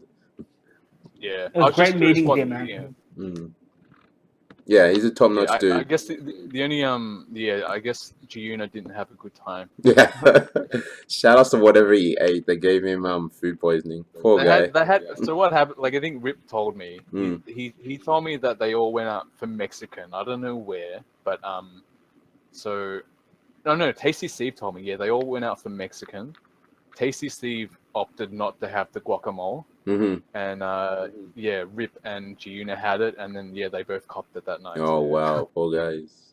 On the segue food, like for all those that I've been hinting and recommending the place to but didn't get a chance to, do you want to tell everyone how great Fried and Tasty was, Alchemist? I was actually going to bring it up. Did you go Alchemist? Oh wait, did you go with Lazy Dave and CTC? Yeah. I went with Team Sydney, and like we all got to try it. And I saw pictures, and you guys ordered so much food. I got the chicken and waffles, which I've never had before in my life. I've always heard about it, but I've never tried it. And I got the much recommended apple crumble shake. Yes. How was it? I just want to say, apple crumble in general is my favorite dessert. So I was really looking forward to that. And then I tried Fried and Tasty's like apple crumble shake and the food, and it was spectacular. Like I would definitely go back there, but before going there, I'd have to not eat for like 3 days. Afterwards. Dude, every time I asked one of the guys who went there, like they had this expression of like extreme gratitude and just like fear as well because of like the food coma it puts you in afterwards. Like I love and hate. It's like oh god. It's so funny because Lazy Dave was talking to me about it the day before. He's just like, oh, I think we'll hit up Fat Fried and Tasty tomorrow, and I was just like, make sure you get the shake. Like, make sure you try at least the apple. Yeah, it doesn't have like all the shapes. The shakes are good. Like from what I've heard, like I have there's like 4 different shakes on deck, but I'm just scared to try anything else because the apple crumble has always been that good. Yeah, I do have to say. Sorry, go on. Oh no, I was just gonna say, like, the next day, like the day that they went, he sends me a message and he's just like, "Man, y'all didn't tell me the shakes came in 2-liter cups." he goes so full of food and regret right now. It's hilarious. That's what I was about to mention. Like, it's actually like the shake. It's $8, but it's actually worth the $8 in terms of how much you get. Yeah. Whereas you go to other places and it's like $8 and you get like a 300 milliliter. Dude, it's ridiculous. So many people like who can't eat a lot of food will get full on that milkshake before the food comes out. It's thick as well. Yeah. Man. Like, feeds 2 people. You know, you guys recommended Fried and Tasty to us, but if you guys come down to OHN, and if OHN is, you know, in a new location this time, we don't know if it's closer to the west, we don't know where it's going to be. Yeah. We got a place for you guys in mind. Dude, I'm down for that. Ever since Jazz City closed, I'm like, I got nothing. Nothing will ever replace that for me in my heart. And it still tortures me to this day that it closed down, but I'm still up for like finding a decent, somewhat of a replacement. Speaking of OHN, if it does end up happening this year, would you guys be coming? I know Daniel doesn't travel that often for Tekken, but that's respectable. Yeah, but what do you guys think? Yeah, like I always make it out to OHN. As long as I got nothing on, I'm there. Would it be like during the end of the year, you think? I think it's going to be in October. Mm-hmm. Okay, yeah. I don't know for sure. Obviously, you know, I don't expect it. I don't want a definite answer from you guys. I'm just saying, you know, like, I'm happy to see this interest. No, dude. There's always like OHN. Like people, it's OHN. Like if you're not making it to BAM, you're making it to OHN, or vice versa, or both. I mean, it's the longest running major in Australia. So like, people, yeah. Speaking of Sydney, like before we close up, like we still got a bit of time. I just want to get a bit of information on the goings-on that have been happening in Sydney Alchemist. Like, you guys got hell of events, like almost on the weekly. What's been going up with that? Yeah, so we got a new sports bar that opened up in Bankstown. For those who don't know, Bankstown, I used to live, I think, like 8-10 minutes walk from this sports bar. Yeah. So like this esports bar. Like, so it's very close to where I used to live. And like a lot of us live around the general area, so it's not too far. It's in a good location, and it's just opened up. I want to say like almost 3 months ago, and they have a weekly event where it's free entry and it's PC setups. You just bring your own stick to play. If you don't have your own stick, you play on Xbox pads, which is provided. Mm-hmm. And first prize gets $200. Second place gets $50. Oh wow! And it's free entry, and it's weekly. How are your numbers for that?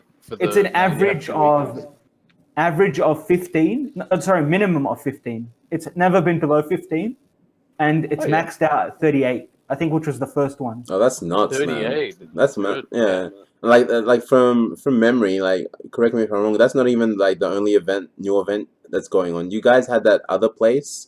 I don't know if you. BKB. Yeah. Yeah. So BKB, aka Battle Cat Bunker, is we're trying, like, it's, you guys know Stefan, right? Yeah. Handbag? Yeah. He actually owns the place. He opened it up himself. Oh wow! Yeah, shout out to him, man. And it's similar to like how GG's used to be. At least I think that's the feel he's going for. Mm-hmm. But we don't just have Tekken. We have all fighting games, and there's days allotted to certain fighting games. So like I think Friday Street Fighter, Tekken is Saturday, and Sunday's Dragon Ball Z. So like they have tournaments on those days, and it's $5 entry. I think the fees are going to change in the future, but I don't know. It's like that was for the first tournament that I went to. And that's also, like, I don't know if it's going to be weekly, but so far it's been every week on every Saturday. So we have 2 weekly events, which is the Thursday and the Saturday. Not to mention, at least once a month, we have YSB. So we have like a total of 9 offline meets, official offline meets a month. And that's not including house sessions or anything. So there's a lot of potential, potential for growth for any player at this, like at any level in Sydney, because everyone gets to play everyone, and you just, you keep showing up to these. You have a chance of winning money, as well as just, meeting people, having a good time, and playing Tekken. So we're in a very good position right now. Yeah, dude. Like Sydney, like are in and like there's events almost weekly. Like I don't want to just limit to Sydney. Like Australia. Like in the past year or so, we've gone from like our monthly events and maybe like 2 majors a year to this like there's always something on for Tekken. It's crazy. There's always something on. It's good to see. Man, I'm really happy that Tekken is like really taken off. But one thing that never I'm still kind of disappointed. Like it's getting better, but I feel like a lot of the now is the best time. Like strike while the iron is hot. Like where in terms of players and sponsorship, because you never know. Like right now is where Dude, I 100%. Sorry to interrupt. 100% agree with you, man. Like you see. Okay, I'll let you finish. Go. There's like right now is where there's the most exposure for Tekken 7 as well as the most money in it.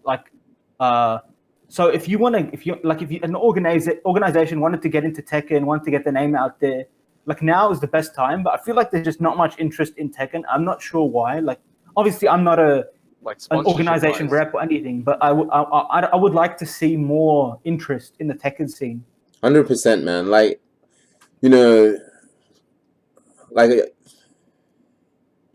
think it falls partly to like Street Fighter always being the face of fighting games. But as far as numbers go, like Tekken is almost double that of Street Fighter as far as Australia goes.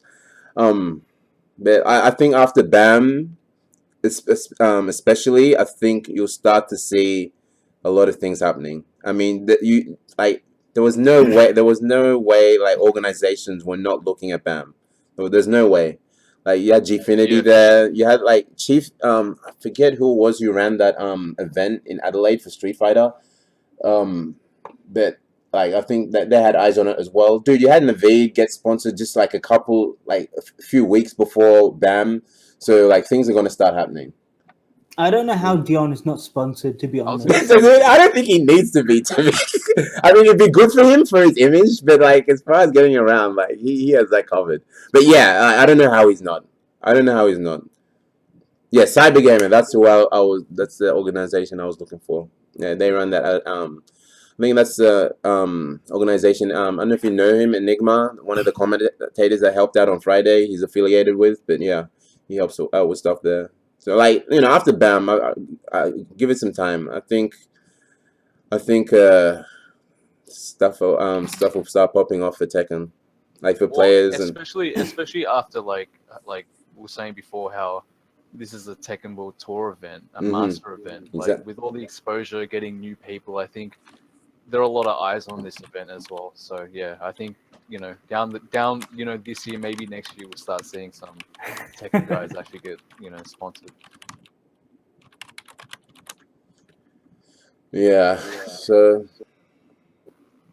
like I was thinking about it before. Like I think you made a retweet or something like after the event. Like one of the worst things was like just being able to hang out with everyone. That's one thing I was a bit annoyed at. Like there's just not enough time, and I wish I could actually have gone to Fat Friday and tasted with you guys actually. Yeah, I was the same. You guys were doing so much work at BAM. We would have loved for you guys to come, but I know it would have been difficult, especially because we went when I think. Did you guys have anything? I think Abby, you had something to do with the. No. The exact time you guys went was probably the time we took out the Japanese for guys. Fair enough. Yeah. Like what happened was Saturday I didn't eat anything. I think I had 2 chips. Like someone gave me. I was like that for Saturday as well. I was like, yeah. I think Dread Tech came with some chips and some nuggets, and like how. Just out of courtesy, you take a chip most time. I went straight for a nugget. I'm like, I haven't eaten. Just give me the chicken. Just give me the chicken. I hadn't eaten all day. I'm like, sorry, dude. Like, I don't care if you only have like 4. I'm having 1. Yeah, like I remember literally maybe having 2 chips and maybe 2 Red Bulls throughout the whole day. Yeah, I didn't have a proper meal until like 10 p.m. Yeah, like, I remember. I'm not an energy drink guy, but yeah, you go. I just remember like going home and I was just really upset at like not eating anything, and that's when I messaged you and I think Jono and was like, "Hey, tomorrow we're going to Universal before top 8 just to have a big meal. Yeah. And and then like that ended up turning into the Japanese guys coming. Yeah, that was as well as the Brisbane guys, and it turned out really good. Yeah. But like that being said, I wish I could have hung out with like everyone, but it's just so hard when like each year the events get much bigger and there's literally just no place which really caters for everyone or not enough time. But yeah. Yeah, I think Jono was bringing up because, you know, one thing we like to do in this Tekken scene is like, I don't know if whether it's Saturday night or Friday night, or Sunday night, go have dinner with everyone. Like the scene is escalated to the point where not one place can cater for everyone. Like we're thinking gummies, but it's not gonna hold everyone. Nah, exactly. no way. No way. So I'm like, you guys make your own plans, like, because I don't want it to be one of those moments where we're all hanging outside thinking where to go, which won't happen because not one place could hold us all unless we all decide to go to All You Can Eat a Crown. That's the only place I can think of. Yeah, Alchemist. Do you remember? I think it was 2012 when JDCR came down for the first time and at Shadaloo. 2013. 13 was it? Yeah, and like that, I think we all went to Gami after, and like I already thought we had a lot of people, but yeah, that was like the last time I could remember everyone together at a venue after. Yeah, the event. I agree. Like the largest gathering of interstate and international for like one dinner. And I think that was almost everyone that showed up. Like that was a lot of people. Yeah, everyone showed up to that. Yeah, and it was probably like 40 people or something, but it was good, but it's just we just can't even do that anymore. Like there's just nowhere that can cater for everyone. Nah, but that was a great night. Looking back at it now, I miss that. Wait, I miss that. You sculled a beer with Aiken, didn't you? There's a video of that somewhere. It was me, Ryusei, aka Marimo, and Aiken, and we did the speed drinking. Oh, that was great. Yeah, I remember. I lost by like a 0.1 second to Aiken. Really? I don't like alcohol, but I can drink beer like really fast. So next time Aiken is in OHN, I'm not condoning alcoholism or whatever, but I challenge Aiken to a drink off. Aiken versus Alchemist versus the 5 beers, yeah. Rematch. Well, it's funny because like while we were out with him on Sunday night, I remembered that moment and I challenged him. And for some reason, I don't remember your matchup being with as close as you say it is. So I'm like, I might be able to take him. Oh my god, he had time to look at my drink and then finish off. And I'm like, yeah, this is one challenge I'm not winning.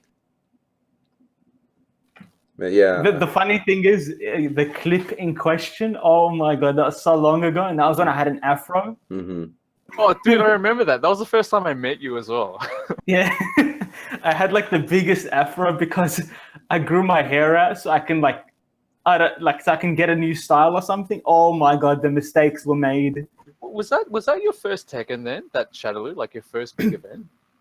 That was my first offline event. Yeah. Yeah, I remember you came with. All I remember was Yusuf. Like not many came. It was Yusuf, Dave, Pete, Shane. Oh, Pete was there. I remember. And Meat. I was rooming with Meat. Like we stayed at the same hotel. He's sponsored now, isn't he? He's been sponsored for a while. Events. Yeah, he's doing pretty well from what I see. Yeah. He has a really bad reputation, actually. An online reputation? Yeah, like a lot of people hate him for that one thing that he did. What's the where one he played that online qualifier for the C area. Oh, I think and he won the grand finals when he had one bar. Dude, I remember watching that stream, and it was not playable at all. Like it was disgusting. Like it was very cringy, like how laggy that game was. But yeah, they couldn't even run the stream online. Yeah, I don't think they replicate that in Australia this year, to be honest. After what happened? Aren't they planning to do online qualifiers again or something?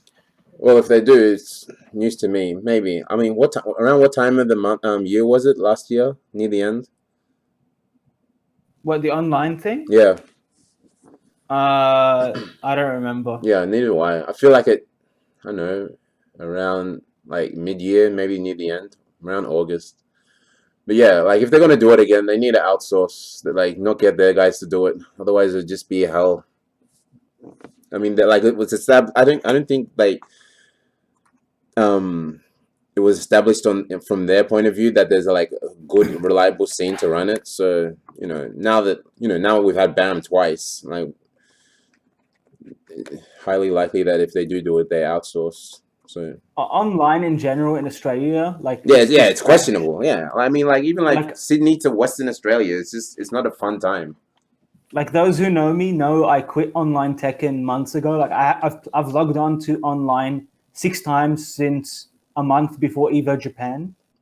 So like I don't play online Tekken anymore. Especially like the only time I do play is when I play sets with Dion, and that's just like not ranked. It's just lobby. Yeah, we just practice stuff. Yeah, see, that's what that's what I do. Like because I had this, regardless of how good the internet is, I just have this mentality when it comes to online. It's just, I'll take losing 100-0 all the time offline. It won't bother me, but like I just cannot deal with it online. It's just I know what it is. Like I'll chuck in ranked when I'm bored every now and again because I do want to play. Then I play some games. I'm like, this is why I don't play. Did you guys see that news article today about NBN? Yeah, it's the gamer's fault that NBN is as slow as it is. NBN chief blames online gamers predominantly for fixed wireless congestion. Like that's the dumbest thing I've ever heard in my life. Yeah, I saw it on Twitter. I saw the headline, and then I said, "Oh, this looks like it looks kind of interesting. Let me see what it is." And it was just I have no words for it right now. Yeah, like I don't know rubbish. what to say. Like, oh my god. But yeah, it may as well have been written by BuzzFeed. Pretty much, man. It was I can't. Oh, it's terrible. Yeah, you just linked it. Like it's just like have a read, and you might lose some brain cells.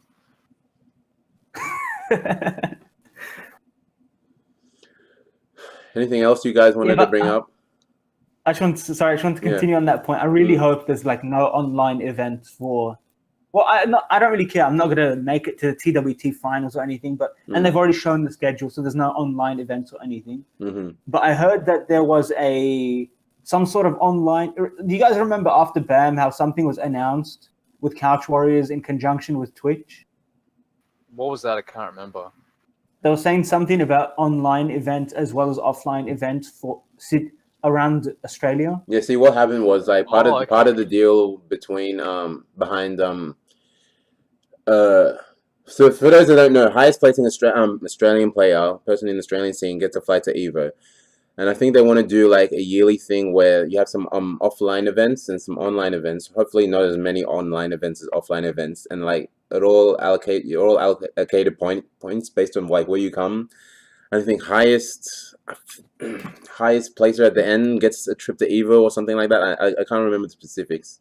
I don't know if they're doing is online points like it probably won't be as worth as much as the offline, but yeah.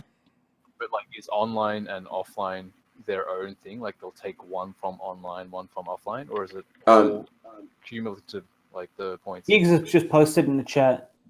No, I think it's all in conjunction with each other. But yeah, that's something like I have to get specific information for. I can't remember all the details. But I know online points will be worth less. Yeah, I'd hope so, because online is worthless. Ah, okay. I just got clarification. Like this thing the Couch Warriors are running in conjunction with Twitch is just for like a yearly prize at the end. It's not like the whole sending players to Evo will always be a BAM thing. Out of curiosity, what does you know how they're flying Naveed to Evo? Yeah. So what do they cover? Like how many days is he there? Like just for the weekend or like? I'm sure it'll be more than just a weekend. Maybe a few more days. They're not going to give him like a 2-week holiday, but. Yeah, I mean, if you want to argue that like, you're flying me out for a major, it's got to be like more than just the allocated days that Evo are. Was that just announced like on that weekend? Yeah, because like I think it was known like within the like upper body of like is just waiting on Twitch for for them to announce it. Oh, okay. Yeah. Because I thought like that would have been something good to announce. Like Yeah, obviously, obviously, but yeah, you just have to wait for the clearance for Twitch. So just how the way these things work. Yeah, fair enough. Yeah, every that's awesome, man. When I found out about it, I was like, "That's sick." Like, free trip. So there's your motivation, people, to beat Naveed or Dion. Yeah, and like I really want to see how he goes in Evo. Like, I think. What do you think he will place in Evo? If I'm top gonna 32. Yeah, top 32 for Top sure, 32 easy, for sure, Okay. easy. Yeah. Because But I want to see him do better than top 32. Yeah, I want him to see him make him top 8. Like I think the highest that Australian place was Dion like 2 years ago. He made top 16. He got 13. Yeah, top 16. Yeah. He made it into top 16. Yeah, into top 16. Yeah, that's right. Oh, is that the one he lost to? What's his name? JT. JT, Yeah, JT. Yeah. Yeah, but Dion's a different type of monster right now, so I'd love to see how he does as well. So we've got a question in the chat. When's Dion versus Naveed first to 5, Abby? Hey, you're asking the wrong dude, man. Yeah, like, dude, I tried harder than anyone else to set that match up, so I am no longer engaged in trying to set that up. If it happens, it happens. If by the power vested in me for the next BAM, like I can try and and rig the bracket so it happens, but other than that, like it's funny because I saw them playing casuals and. Oh really? Yeah, no. And you were just like, oh, you guys. No, not even that. I was just watching them play casuals, and I'm like they won't. I know what the mindset is behind each player. It's just like they won't play.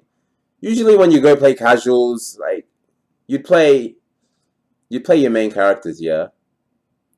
For the most part, but Naveed wasn't having it. I mean, Darren came out to me. He's like, I picked Jack.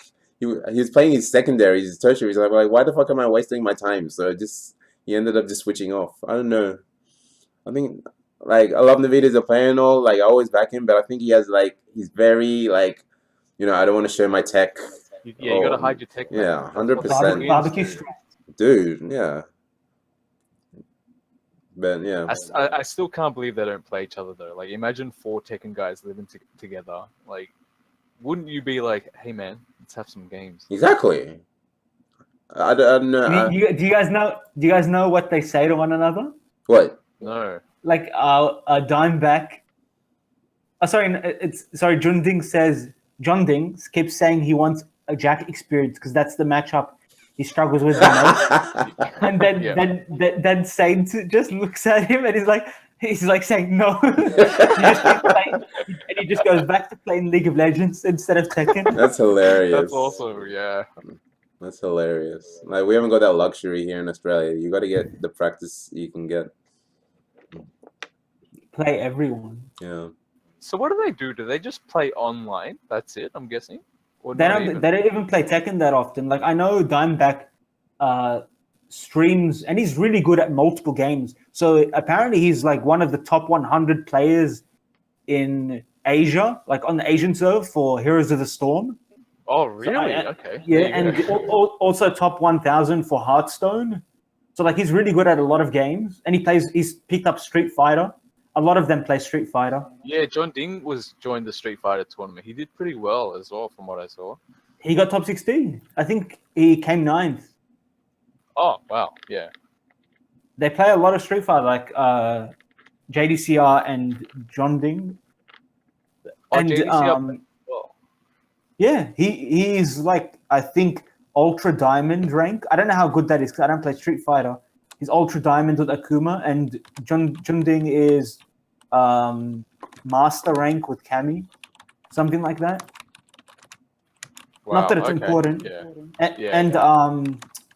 Yeah. Saint plays League of Legends, and who's the last guy? JDC. No, who was it?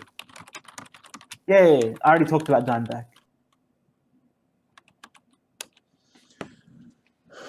So we're almost hitting the 2-hour mark, guys. So we've got 10 minutes left. I'd like to end the podcast with a few questions for the guest we have on, which is dANiel. We really didn't get to interview much because we're focused mainly on BAM, but for what time we do have, like, let's get a small intro going. For those that don't know Daniel, like he's you know, this is gonna be real brief. It's gonna be real brief, but yeah, dude, how long you've been playing since Tekken 6? Yeah. Is this when the podcast starts? Dude, it's been going for ages. Let's some coffee. Nah, I've been playing like a long time, as in like I start like not competitively, but I played back in Tekken 2, played everything from Tekken 2 onwards, and then I think it was like Tekken 5 I started playing in arcades just for fun. Yeah. And then that's just met people, and I just started coming regularly from then. So yeah. So pretty much all of the way we all got into Tekken. Yeah, pretty much. Like I just remember, like, you'd walk past the city. Oh, there's a arcade cabinet there. Oh, Tekken, I know this game. And then you just play a few games, and then that turned into just coming in and playing a lot, and then meeting people and stuff there. So yeah. Okay, I got one of the two questions that's going to be given to you before we close the chat. Dude, it's well known behind the Melbourne scene, but I'm sure a lot of interstaters are boggling their heads at why they're hearing Mr. Best Body. Well, tell us the story behind that. Like, why are you called Mr. Best Body in Melbourne? You guys can ask Aiken, but but pretty much he made Aiken's known for his the songs that he makes. And I can't remember for which song, but he featured me in one of them, and he called me Best Body in that song, and it's just stuck ever since, and I'm just forever known as that now. Like, yeah, so that's it's a good nickname. Sorry? It's a good nickname. Oh, it's a bit weird when people call that out in public. It's just yeah. How do you deal with that? I just look the other way, or just like put my hand and cover my face a bit. Yeah, but it's there forever. Have you got a quick question for our guest alchemist? Anything at all? Oh, I asked him the main question I wanted to ask earlier, which was the Geese versus Fang thing. Yeah, you can be completely. Don't even have to be Tekken related. For something that puts him on the spot. No, actually, I do want to ask something Tekken related. Mm-hmm. And it's about Geese in general. Like, we talk a lot about Geese in Sydney. Like, we have a few Geese players, and he's a very contested character in terms of, maybe contested isn't the right word. Like, he's very talked about. Like, controversial rather. We talk a lot about how strong he is, what kind of character he is, where he fits in the quote-unquote meta. So what do you think of the character overall? Like, I know you said you enjoyed playing him a lot, but how do you think he is in terms of strength overall, like when compared to the whole cast? And what does he do differently that makes you want to play him more?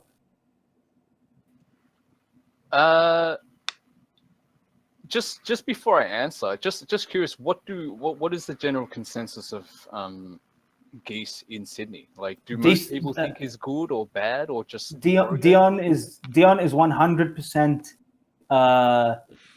adamant that Geese is top 5. I think Geese is top 10, maybe top 5, and so does Rek, who plays him as well. Okay, yeah. So what was your question? His strengths, or what do you think of him as a character? Like, do you think when you play him, do you feel like he's a very strong character, or not when you just play him? Like, when you see him play, do you feel like he's really strong, really weak? He's in the middle. What are his weak points? What attracts you to the character? Okay. I honestly think that he is actually quite strong. Like, I think he's got a lot of really good tools, and like I can't remember who said this over the weekend, but I mean, he does have that mix-up game, but like, even when you guess right, you sometimes guess wrong with the things he's doing. But like, it also makes me think, because like I'm kind of like the only Geese player in Melbourne, but it makes me wonder if people have still not quite adapted to him yet. But overall, I think he's actually, like, in my opinion, he's probably top 8 in the cast. And I think what makes him strong is I think his mix-up game can really get into people's heads. And I also find back 4-3 probably not broken, but like extremely good. Like, you mean back 3-2? Back 3-2, yeah. I think that move is like actually pretty messed up. Like, just not necessarily hit confirmable, but you know, both hits will launch you. It gives him plus, I think, +3 on +2 on block. And not only that, like even his down 1 pressure can get you into a chunk of damage, and like not many characters can get anything from, you know, a counter hit dick jab, and dick jab is fast as well. So yeah. But So what attracted you to the character? Because I think he's a boss, man. Like, just his moves are sick. Like, you know, he's tells you to stand up, and then he puts you back onto the ground. And I think I just really like the design of him. Like, I've never actually, like, when he was revealed in Evo, I was just like, who the hell is this guy? But then, like, when he came out and I played him, I was just like, yeah, I think he's just really well designed character. Like, just overall sick. Yeah. I'm glad like people have picked up on, like, you know, it's a controversial topic, having guest characters where they have mechanics that, you know, not everyone's comfortable with, you know, dealing with, or like, you know, they're new to the game and everything. But like, there's a lot of people who've embraced Geese. Like, I feel like he's the most popular DLC/guest character. I think so as well. Like, I see a lot more people use him than, I mean, like Noctis has been out relatively new, but I don't really see any Noctis players around anymore. Like maybe in the first 2 or 3 weeks, but yeah, rarely nowadays. But and like, I also think, sorry, go. Oh no, like that being said, I think like even though like he plays kind of true to how he does in the other games, I think he actually fits pretty well into the game. Like kind of like how when they introduced Akuma, like Akuma actually plays pretty great. Like he fits. I don't know how they did it, but they managed to fit these characters so well into Tekken. Like I don't. It's just, it still amazes me. Yeah, despite your view on like the DLC characters and whether they're not Tekken or not, like they do play pretty well for the game they're in. So yeah, what were you gonna say, Alchemist? I was going to say, what was it?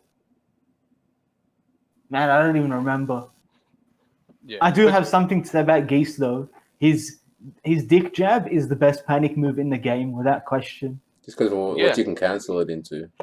No, it's not just that. It's because even when you do a panic move and it's blocked, there's a mix-up, and it's if you don't duck the high power crush. First of all, you got to go. It's a 10-frame high crush, which leads into something. So, like, you know, he can special cancel it into any of the choices that he wants. So he can just do dick jab into forward 3, and that's +1 from a panic move. But if he goes into the power crush and you don't duck the high one, there's pushback. So there's like it's neutral. It's no one's turn. It's not your opponent's turn again. So he risks nothing if you don't get that one guess. Yeah, so with dick jab, like if you get a counter hit, you get like a guaranteed chunk of damage, and like at wall where it's most popular, you can kill pretty much out of it. Not only that, like you were saying with the mix up, there's literally 2 mix ups that you can do. You can do the quarter circle back 2 mix up, or you can just go into the power crush mix up, and then you have to guess if they're going into the quarter circle back 2 or the power crush, and then you also kind of have to guess which power crush mix up they're going to. So it's so many really layers of messed up thing. Yeah, there's so many layers with him. That's why I think he's actually really good. Like because like I think it was Lazy Dave that said this. It's like even if you guess right, you guess wrong against Geese at times, and like I agree with that. And like yeah, like I said, it's like a mix up over a mix up. So yeah. That's what I point out. Not only that. Sorry, go. Yeah, sorry, go. No. I was just gonna say like.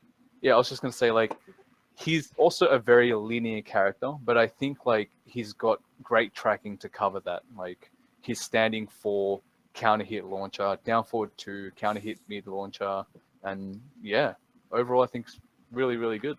Back 3 and forward 1+2 have phantom tracking to both sides as well. It's really annoying. Oh yeah, back 3, yeah, but forward 1+2 actually, I mean, from what I saw, you can step it both ways, but yeah, it's also kind of strict as well. Yeah. I just want to say on what Aiken said in the chat, just got to low power him more often. If you say that, you probably haven't seen the really, really top level cheap stuff that Dion's been pulling off. and I'll just say it in case people don't know, is if the Geese player expects you're going to go for a low parry or a fuzzy guard, what they can do instead of dick jab is standing, which is regular just standing 2. And the reason why that's so cheap is it's a special mid, so you can block it ducking or standing. But if you're pressing down forward to low parry, it's a special mid, and you don't block it. Yeah, like so that's stupid annoying. Like that's what a lot of people don't think about, is that the 2 looks like a mid, but yeah, it's actually a special mid, which is pretty messed up. Like, yeah. And stand up is the best move. Something about Geese that's cool is, regardless if you like the character or not, he brings so much hype. Like when he does his stand-up throw, everyone in the crowd just yells stand up. Yeah, or like when he does his power crush, it's like Jake and when you get a counter. When you get a counter. Yeah. Or you get that rare predictable high counter. Oh my god, Jesus Christ. I totally forgot, about counters, but like when I was playing against New Zealand and I made about 10 counters, it was like the best feeling in the world. Yeah, I was watching that. But not only that, I totally forgot about this move, and I made a tweet about it. His Raging Storm is like the best move in the game. Yeah, guys, like just in case you didn't know, I linked it in the chat. The specific link that post that Daniel's talking about. But go ahead. It blew up. Like it got retweets and likes from everyone. I think it's on like 222 retweets. Yeah, like I remember it's on, like I remember posting it. I was like, oh, I think some people might not know about this, and I wasn't sure if I should post it or not. And then it's now on 13K views. But like, yeah, it was just amazing. Like when I was testing it, I was just like, holy shit! Like even at -9, it will come out and like avoid options for like everything. So yeah. But yeah, man, the dude obviously knows his Geese. All right, guys. It's been 2 hours. It's been like we could talk forever, but this podcast unfortunately does have to come to an end. Before we head off, though, I just wanted to let people know about some detailings of the. If you don't know that, IESF, which stands for International Esports Federation, Tekken 7 national trials that are coming out. It's happening. The grand finals are in July, on the 26th, but the preliminaries are going to happen at your local events. I think there are 4 local events. New South Wales. Hang on, let me post a link in the chat. But as per last year, you're going to have 4 qualifiers: Victoria, New South Wales, Western Australia, and Queensland. So yeah, keep in mind, like, your local representative will give you more information, but I just thought I'd give you a heads up. Same deal as last time. Like, the winner from your local will be flown to Sydney, and the 4 there will duke it out for the flight to I don't know where it's going to be held this year, maybe same place, but yeah, a lot of prize money on up for grabs, so be sure to check that out. Sure, Alchemist will be attending again, whether be playing or commentating, so something to look forward to. I wish New Zealand had a spot in it, but we're asking for too much already. Yeah. Wait, they don't have a spot? No, they don't. I think weren't they in it last year? Yeah, weren't they in it last year? No. Cornova represented. Didn't Cornova represent? Or am I thinking something completely different? Oh wait, sorry, no, Yeah. I meant. Okay, sorry, I got confused. I meant as in they have to verse us, like, you know what I mean, like, okay. like they'd be involved with Australia and then go to Korea. Sorry, my mistake. Yeah. But they did have a spot themselves. My bad. Yeah, it's kind of lucky. Like, they only have to challenge themselves. But that's right. Yeah, they had the independent one. Like, But yeah, that's what's happening on. I mean, you got your locals happening. We all know that what's happening. I think is YSB running this month. It's the last Saturday of every month, if I remember correctly. YSB is there's no date confirmed yet, but there is a YSB this month for sure. But if not, you've got like almost a weekly happening in everyone. So just check out the ATC for details. Make sure to follow Battle Bunker. Guys, Twitter handles. Make sure to follow Daniel. What's your Twitter again? It's NG_Daniel. Alchemist, yours? It's just my name. Actually, can I post my? Yeah, go for it. Make sure to follow these guys. For yeah, I've actually gone to the trouble of learning how to spell that like properly, so you should be proud of me. 4LCH. 3M15T. So yeah. Anyway. Everyone stumbles at the T because they think it's meant to be a 7. No. But yeah. That's from back in the day, right? You made that name probably when you were a kid. No, you know why my name is. Well, I want the story behind Alchemist is a long. Actually, the reason why it's spelled like that is because when I first joined, I can't remember what it was. I think it was Twitch. The name Alchemist in just letters was already taken. Yeah. Yeah. So I just went to Alchemist. I tried getting dANiel and it just didn't work. Yeah, so that's why I just went with Alchemist, spelt with numbers and letters. Mm-hmm. All right, guys. Well, yeah, that's it makes for today's podcast. Thanks for tuning in once again, Alchemist, Daniel. Thanks for everyone for tuning in. It was a pleasure. Thanks, Abby. Thanks for having me. No worries. We'll get you on again. Couldn't have done it without you, Alchemist. You're officially considered my co-host for everything Tekken. Gladly do so. No worries. All right. Thanks for tuning in, guys. It's been a pleasure. We'll see you out. You guys later.